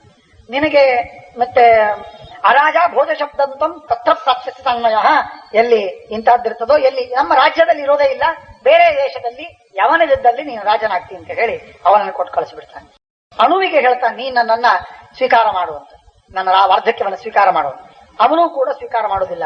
ಅವನಿಗೆ ಅಗ್ನಿಪ್ರಸ್ಕಂದನ ಪರಸ್ತಂಚಾಪ್ತೇವಂ ಭವಿಷ್ಯಸಿ ಅಂತ ಹೇಳಿ ಅವನಿಗೆ ಜರಾದೋಷವನ್ನು ಕೊಟ್ಟು ಅವನಿಗೆ ಬೈದು ಬಿಡ್ತಾನೆ, ಶಾಪವನ್ನು ಕೊಡ್ತಾನೆ. 4 ಜನರಿಗೆ ಶಾಪವನ್ನು ಕೊಡ್ತಾನೆ. ಕೊನೆಯದಾಗಿ ಬಂದವನು ಪೂರು. ಆ ಪೂರು ಬಂದು ಯಾವಾಗ ಪೂರುವಿಗೆ ಕೇಳ್ತಾನೆ, ಪೂರು ಆಗ ವಿಚಾರ ಮಾಡಿ, ಅಪ್ಪ ನಿನ್ನಿಂದ ಹುಟ್ಟಿದ್ದು, ನಿನ್ನಿಂದ ತಾರುಣ್ಯ, ನಿನ್ನಿಂದ ರಾಜ್ಯ, ನಿನ್ನಿಂದ ಎಲ್ಲ, ಆದ್ರಿಂದ ನಿನಗೆ ನನ್ನ ತಾರುಣ್ಯವನ್ನು ಕೊಡ್ಲಿಕ್ಕೆ ನನಗೇನ್ ಚಿಂತೆ ಇಲ್ಲ, ನಾನು ಕೊಡ್ತೀನಿ, ಸ್ವೀಕಾರ ಮಾಡು ಅಂದಾಗ ಬಹಳ ಸಂತೋಷದಿಂದ ತಾರುಣ್ಯವನ್ನು ಸ್ವೀಕಾರ ಮಾಡಿದ. ತನ್ನ ವಾರ್ಧಕ್ಯವನ್ನು ಅವನಿಗೆ ಕೊಟ್ಟ. ಆಯ್ತು. ಇಷ್ಟಾದ ಮೇಲೆ ವಿಚಿತ್ರ ಏನು ಅಂತಂದ್ರೆ, 1000 ವರ್ಷಗಳವರೆಗೆ ಅಖಂಡವಾಗಿ ಬೇರೆ ಬೇರೆ ಲೋಕಗಳಲ್ಲಿ, ಸ್ವರ್ಗಾದಿ ಲೋಕಗಳಿಗೆ ಹೋಗಿ, ನಂದನವನ, ಚೈತ್ರರಥ, ಬೇರೆ ಬೇರೆ ಉದ್ಯಾನಗಳಿಗೆ, ತೋಟಗಳಿಗೆ ಹೋಗಿ ಎಲ್ಲ ಕಡೆಗೆ ವಿಹಾರವನ್ನು ಮಾಡಿಕೊಂಡು ಬರ್ತಾನೆ ಯಯಾತಿ. 1000 ವರ್ಷ ಕಳೀತು. ಅವನಿಗೆ ರಾಜನಾಗು ಅಂತ ಹೇಳಿಬಿಡ್ತಾನೆ ಪೂರ್ವಿಗೆ. ಇವನು ರಾಜ್ಯವನ್ನ, ಇವನೆಲ್ಲ ಭೋಗವನ್ನ ಮಾಡಿಕೊಂಡು ತಿರುಗಿ ಬರ್ತಾನೆ. 1000 ವರ್ಷವಾಗ್ತದೆ. 1000 ವರ್ಷವಾದ ಮೇಲೆ ಆ ಸಂದರ್ಭದಲ್ಲಿ ಅವನು ಹೇಳ್ತಾ ಇದ್ದಾನೆ, ಅವನ ಮಾತು ಹೇಳತಕ್ಕಂಥದ್ದು, ನಜಾತು ಕಾಮ ಕಾಮಾನಾಂ ಉಪಭೋಗೇನ ಶಾಮ್ಯತಿ ಹವಿಷಾ ಕೃಷ್ಣವರ್ತ್ನೇವ ಭೂಯ ಏವಾಭಿವರ್ಧತೆ ಯತ್ ಪೃಥಿವ್ಯಾಂ ವ್ರೀಹೀಯವಂ ಹಿರಣ್ಯಂ ಪಶವಸ್ತ್ರಿಯ ಏಕಸ್ಯಾಪಿ ನ ಪರ್ಯಾಪ್ತಂ ತಸ್ಮಾತ್ ಕೃಷ್ಣಾಂ ಪರಿತ್ಯಜೇತ್ ಯಾ ದುಸ್ತ್ಯಜಾ ದುರ್ಮತಿಭಿಃ ಯಾ ನ ಜೀರ್ಯತಿ ಜೀರ್ಯತಃ ಯೋಸೌ ಪ್ರಾಣಾಂತಿಕೋ ರೋಗಃ ತಾಂ ತೃಷ್ಟಾಂ ತ್ಯಜತಃ ಸುಖಂ ಪೂರ್ಣಂ ವರ್ಷ ಸಹಸ್ರಂ ಮೇ ವಿಷಯಾಸಕ್ತ ಚೇತಸಃ ತಥಾಪ್ಯನುದನಂ ತೃಷ್ಣ ಮಮೈತೇಷ್ವಭಿಜಾಯತೆ ತಸ್ಮಾದೇನಂ ಅಹಂ ತ್ಯಕ್ತ್ವಾ ಬ್ರಹ್ಮಣ್ಯಾಧಾಯ ಮಾನಸಂ ನಿರ್ದ್ವಂದ್ವೋ ನಿರ್ಮಮೋ ಭೂತ್ವಾ ಚರಿಷ್ಯಾಮಿ ಮೃಗೈಃ ಸಹ. ಯಾವ ಭೋಗವನ್ನೇ ಮಾಡ್ತಾ ಇದ್ರೆ ಸಾಕು ಅಂತ ಅನಿಸುವುದಿಲ್ಲ, ಯಾವ ಭೋಗವನ್ನೇ ಮಾಡ್ತಾ ಇದ್ರೆ ಸಾಕು ಅಂತ ಅನಿಸುವುದಿಲ್ಲ, ಯಾವ ತೃಷ್ಣೆಯೂ ಪಡಿತಾ ಇದ್ರೆ ಆ ವಿಷಯವನ್ನ, ಐಶ್ವರ್ಯವೋ, ಹಣವೋ, ಕಾಸೋ, ಸಂಪತ್ತೋ, ಕೀರ್ತಿಯೋ, ಪ್ರತಿಷ್ಠೆಯೋ, ಅಧಿಕಾರವೋ, ರಾಜ್ಯವೋ, ಭೋಗವೋ ಯಾವುದೂ ಬೇಡ ಅಂತ ಅನಿಸುವುದಿಲ್ಲ, ಎಷ್ಟಾದ್ರೂ ಬೇಕು ಅಂತ ಅನಿಸ್ತದೆ. ಮನುಷ್ಯನಿಗೆ ಸಾಕು ಅಂತ ಅನ್ನುವುದು ಯಾವಾಗ? ಎಂದು ಯಾವ ವಸ್ತುವು ಸಾಕು ಅಂತ ಆಗುವುದಿಲ್ಲ. ಆದ್ದರಿಂದ ಇನ್ನು ನಾವೇ ಬುದ್ಧಿಯಿಂದ ನಾವು ಸಾಕು ಮಾಡಿದರೆ ಮಾತ್ರ ಸಾಕು ಅಂತ ಆಗ್ತದೆ, ಇಲ್ಲದಿದ್ರೆ ಸಾಕು ಅಂತ ಆಗುವುದಿಲ್ಲ. ಆದ್ದರಿಂದ ನಾನು ಸಾಕು ಅಂತ ಮಾಡ್ತೇನೆ ಅಂತ ಹೇಳಿ ಪೂರ್ಣ ವಿರಾಮವನ್ನು ಮಾಡ್ತಾರೆ. ಇಡೀ ರಾಜ್ಯವನ್ನು ಬಿಟ್ಟು, ಇಬ್ಬರೂ ಹೆಂಡತಿಯರನ್ನು ಬಿಟ್ಟು, ಮಡದಿಯರನ್ನು ಬಿಟ್ಟು ಅರಣ್ಯಕ್ಕೆ ಹೋಗಿ ಮೃಗಗಳ ಜೊತೆಗೆ ವಾಸವಾಗಿದ್ದು, ಅಲ್ಲಿ ಅದೇ ಆಹಾರವನ್ನು ತಿನ್ನುವುದು, ಅಲ್ಲೇ ಬದುಕುವುದು, ಅಲ್ಲೇ ಜಪತಪಾದಿಗಳನ್ನು ಅನುಷ್ಠಾನ ಮಾಡಿ ಭಗವಂತನ ಧ್ಯಾನವನ್ನು ಮಾಡ್ತಾ ಯಯಾತಿ ಕಾಲವನ್ನು ಕಳಿತಾನೆ. ಯಯಾತಿರುವಾಚ ಬ್ರಾಹ್ಮಣ ಪ್ರಮುಖ ವರ್ಣಾಃ ಸರ್ವೇ ಶೃಣ್ವಂತು ಮೇ ವಚಃ ಜ್ಯೇಷ್ಠಂ ಪ್ರತಿ ಯಥಾ ರಾಜ್ಯಂ ನದೇಯಂ ಮೇ ಕಥಂಚನ. ಆಗ ರಾಜ್ಯವನ್ನು ಒಪ್ಪಿಸುವಾಗ ಯಾರಿಗೆ ಒಪ್ಪಿಸಬೇಕು? ಎಲ್ಲ ಪ್ರಜೆಗಳು ಬರ್ತಾರೆ. ಪ್ರಜೆಗಳು ಬಂದು ಯದುವಿಗೆ ಒಪ್ಪಿಸಬೇಕು ಅಂತ. ಯದು ಹೆಚ್ಚು ಮುಖ್ಯ, ಹಿರಿಯ ರಾಜ, ಹಿರಿಯ ಮಗ, ಆದ್ದರಿಂದ ಅವನಿಗೆ ಒಪ್ಪಿಸಬೇಕು ಅಂತಂದಾಗ ಯಯಾತಿ ಹೇಳ್ತಾನೆ, ಸರ್ವಥಾ ನಾನು ಯದುವಿಗೆ ಕೊಡುವುದಿಲ್ಲ ರಾಜ್ಯವನ್ನ. ನನ್ನ ಮನಸ್ಸಿನ ಸಂಕಲ್ಪವನ್ನು ಪೂರೈಸಿದವನು ಪೂರು ಒಂದು. ಎರಡನೇದಾಗಿ ನನ್ನ ಮಾತನ್ನು ಕೇಳಿದವನು ಅವನು. ನನ್ನ ಮಾತು ಯಾರು ಕೇಳ್ತಾರೋ ಅವರಿಗೆ ರಾಜ್ಯ ಸಿಗಲಿ ಅಂತ ಹೇಳಿ ಶುಕ್ರಾಚಾರ್ಯರ ಕಡೆಯಿಂದ ವರವನ್ನು ಪಡೆದು ಬಂದಿದ್ದೇನೆ. ಇದು 3. ಆದ್ದರಿಂದ ಅವಶ್ಯವಾಗಿ ನಾನು ಪೂರ್ವಿಗೆ ರಾಜ್ಯವನ್ನು ಕೊಡ್ತೇನೆ ಹೊರತು ಯದು ತುರುಯು ಅನ್ನೋ ಇವರಿಗೆ ತುರುಬಸು ಇತ್ಯಾದಿಗಳಿಗೆ ನಾನು ರಾಜ್ಯವನ್ನು ಕೊಡುವುದಿಲ್ಲ ಅಂತ ಹೇಳಿದಾಗ ಎಲ್ಲ ಪ್ರಜೆಗಳು ಒಪ್ಪಿಕೊಳ್ತಾರೆ. ಪ್ರತಿಕೂಲ ಪಿತುರಿಯಶ್ಚ ನಸಪುತ್ರ ಸತಾನ್ಮತಃ. ತಂದೆಗೆ ವಿರುದ್ಧನಾಗಿರತಕ್ಕಂಥವನು ಯಾರೋ ಅವನ ಎಂದೆಂದಿಗೂ ಪ್ರತಿಕೂಲನಾದವನು, ಅಂಥವನು ಮಗ ಅಂತ ಆಗೋದೇ ಇಲ್ಲ. ಆದ್ದರಿಂದ ಶುಕ್ರೇಣ ಚ ಪುತ್ರ ಅಂದ್ರೆ ಏನು ಅನ್ನುವುದಕ್ಕೆ ಅರ್ಥವನ್ನು ಹೇಳ್ತಾನೆ. ಪುತಿಥಿ ನರಕಸ್ಯಾಖ್ಯ ದುಃಖಂಚ ನರಕಂ ವಿದುಹು ಪುತಸ್ತ್ರಾಣಾತ್ ತತಃ ಪುತ್ರಂ ಯೇಚ್ಛಂತಿ ಪರತ್ರ ಚ. ಪುತಸ್ತ್ರಾಣಾತ್, ಪುತ್ ಅಂತನ್ನುವ ನರಕ, ಆ ನರಕದಿಂದ ನಮ್ಮನ್ನ ರಕ್ಷಣೆ ಮಾಡತಕ್ಕಂಥವನು ಯಾರೋ ಅವನೇ ಪುತ್ರ. ಆದ್ದರಿಂದ ಅವನು ನಮ್ಮನ್ನು ರಕ್ಷಣೆ ಮಾಡಿದ್ದಾನೆ. ಆದ್ದರಿಂದ ನಾನು ಪೂರ್ವಿಗೆ ನನ್ನ ರಾಜ್ಯವನ್ನು ಕೊಡ್ತೇನೆ. ಆತ್ಮನ ಸದೃಶ ಪುತ್ರ ದೇವ ಪಿತೃದೇವಋಷಿ ಪೂಜನೆ ಯೋ ಬಹೂನಾಂ ಗುಣಕರಃ ಸಪುತ್ರೋ ಜ್ಯೇಷ್ಠ ಉಚ್ಯತೆ. ಯಾರು ತನಗೆ ಉತ್ತಮನಾದವನು, ಅನುಕೂಲನಾದವನು, ಗುಣವಂತ, ಅವನು ಉತ್ತಮ, ಜ್ಯೇಷ್ಠ. ಹಿರಿಯ ಮಗ ಅಂತಂದ ಮಾತ್ರಕ್ಕೆ ಹಿರಿಯನಾಗುವುದಿಲ್ಲ. ಅವನು ಹಿರಿಯ ಅಪ್ರಯೋಜಕ, ಮೂಕಃ, ಅಂಧಃ, ಬಧಿರಃ, ಶ್ವಿತ್ರಿ, ಸ್ವಧರ್ಮಂ ನಾಮ ತಿಷ್ಠತಿ, ಚೋರಃ, ಕಿಲ್ಬಿಷಿಕ ಪುತ್ರಃ ಜ್ಯೇಷ್ಠೋ ನ ಜ್ಯೇಷ್ಠ ಉಚ್ಯತೆ. ಯಯಾತಿ ಹೇಳುವ ಮಾತು. ಆ ಯಯಾತಿಯ ಮಾತನ್ನೇ ನಿಜವಾಗಿ ಅನುಸರಿಸಿ ಪಾಂಡುರಾಜನಿಗೆ ರಾಜ್ಯವನ್ನು ಕೊಟ್ಟು ಬಿಟ್ಟಿದ್ರೆ ಈ ಮಹಾಭಾರತ ಆಗ್ತಿರಲಿಲ್ಲ. ಆ ಯಯಾತಿಯ ಮಾತನ್ನ, ಪ್ರಾಮಾಣಿಕ ವಾಸ್ತವ ಧರ್ಮವನ್ನ ಪಾಲಿಸಲಿಲ್ಲ. ಧೃತರಾಷ್ಟ್ರನಿಗೆ ರಾಜ್ಯವನ್ನು ಕೊಟ್ಟು ಪಾಂಡುವಿನಿಂದ ರಾಜ್ಯವನ್ನು ಆಳಿಸಿದ್ರು ಮಾತ್ರ. ಎಷ್ಟು ವಿಚಿತ್ರವಾಗಿದೆ ನೋಡಿ. ಹೇಳ್ತಾರಾಗ ಮೂಕನಾದವನು, ಅಂಧನಾದವನು, ಬಧಿರ, ಕಿವುಡ, ಶ್ವಿತ್ರಿ, ಸ್ವಧರ್ಮಂ ನಾಮ ತಿಷ್ಠತಿ, ತಮ್ಮ ಧರ್ಮವನ್ನು ಯಾರು ಅನುಷ್ಠಾನ ಮಾಡುವುದಿಲ್ಲ ಅಂಥವ, ಚೋರ, ಪಾಪಿಷ್ಠ, ಇಂಥವನು ಹಿರಿಯ ಮಗನಾದರೂ ಮಗನೇ ಅಲ್ಲ, ಹಿರಿಯ ಮಗ ಅಲ್ಲ. ಅವನನ್ನು ಬಿಟ್ಬಿಡ್ಬೇಕಷ್ಟೇ. ಹಾಗಾದ್ರೆ ಯಾರು ಗುಣವಂತ, ಯಾವ ದೋಷವಿಲ್ಲದವ, ಅವನೇ ನಿಜವಾಗಿ ಹಿರಿಯ. ಆದ್ದರಿಂದ ಅಂಥವನಿಗೆ ರಾಜ್ಯವನ್ನು ಕೊಡಬೇಕು. ಇದು ಪೂರು. ನನ್ನ ಎಲ್ಲ ಕಾರ್ಯವನ್ನು ಮಾಡಿದವ, ಎಲ್ಲ ಗುಣಗಳಿಂದ ಪರಿಪೂರ್ಣ, ಆದ್ದರಿಂದ ಅವನಿಗೆ ಕೊಡ್ತೇನೆ ಅಂತ ಹೇಳಿದಾಗ ಎಲ್ಲ ಪ್ರಜೆಗಳೆಲ್ಲ ಒಪ್ತಾರೆ. ಆಗ ಸರ್ವಮರ್ಹತಿ ಕಲ್ಯಾಣಂ ಕನೀಯಾನಪಿ ಸತ್ತಮಃ ವರದಾನೇನ ಶುಕ್ರಸ್ಯ ನ ಶಕ್ಯಂ ವಕ್ತುಮುತ್ತರಂ ಅಂತೇಷು ಸ ವಿನಿಕ್ಷಿಪ್ಯ. ಆ ಉಳಿದವರನ್ನ ಬೇರೆ ಬೇರೆ ಕಡೆಗೆ ದೂರದ ದೇಶಗಳಲ್ಲಿ ಅವರಿಗೆ ರಾಜ್ಯವನ್ನು ಕೊಟ್ಟು ಕಳಿಸಿಬಿಡ್ತಾನೆ. ಈ ಪೂರ್ವಿಗೆ ಮಾತ್ರ ಪ್ರಧಾನವಾದ ಚಕ್ರವರ್ತಿತ್ವವನ್ನ, ದೊಡ್ಡ ಸಾಮ್ರಾಜ್ಯವನ್ನ ಅವನಿಗೆ ಒಪ್ಪಿಸಿ ಅವನನ್ನ ಚಕ್ರವರ್ತಿಯನ್ನಾಗಿ, ಸಾರ್ವಭೌಮನನ್ನಾಗಿ ಮಾಡ್ತಾನೆ ಎನ್ನುವಂತಹ ಕಥಾಭಾಗ. ಇದು ಯಯಾತಿಯ ಪೂರ್ವಾರ್ಧ. ಇದು ಯಯಾತಿಯ ಕಥೆಯ ಪೂರ್ವಾರ್ಧವಾದರೆ ಯಯಾತಿಯ ಕಥೆಯ ಉತ್ತರ ಭಾಗ ಇದೆ. ಅದೂ ಬಹಳ ವಿಚಿತ್ರವಾಗಿರುತ್ತೆ. ಅದು ಮುಂದಿನ ಗುರುವಾರ ಅದನ್ನು ಹೇಳೋಣ. ಅದಕ್ಕೆ ಉತ್ತರ ಯಾಯಾತ ಅಂತ ಕರೀತಾರೆ. ಶ್ರೀಕೃಷ್ಣ ಪ್ರಣಮಸ್ತು.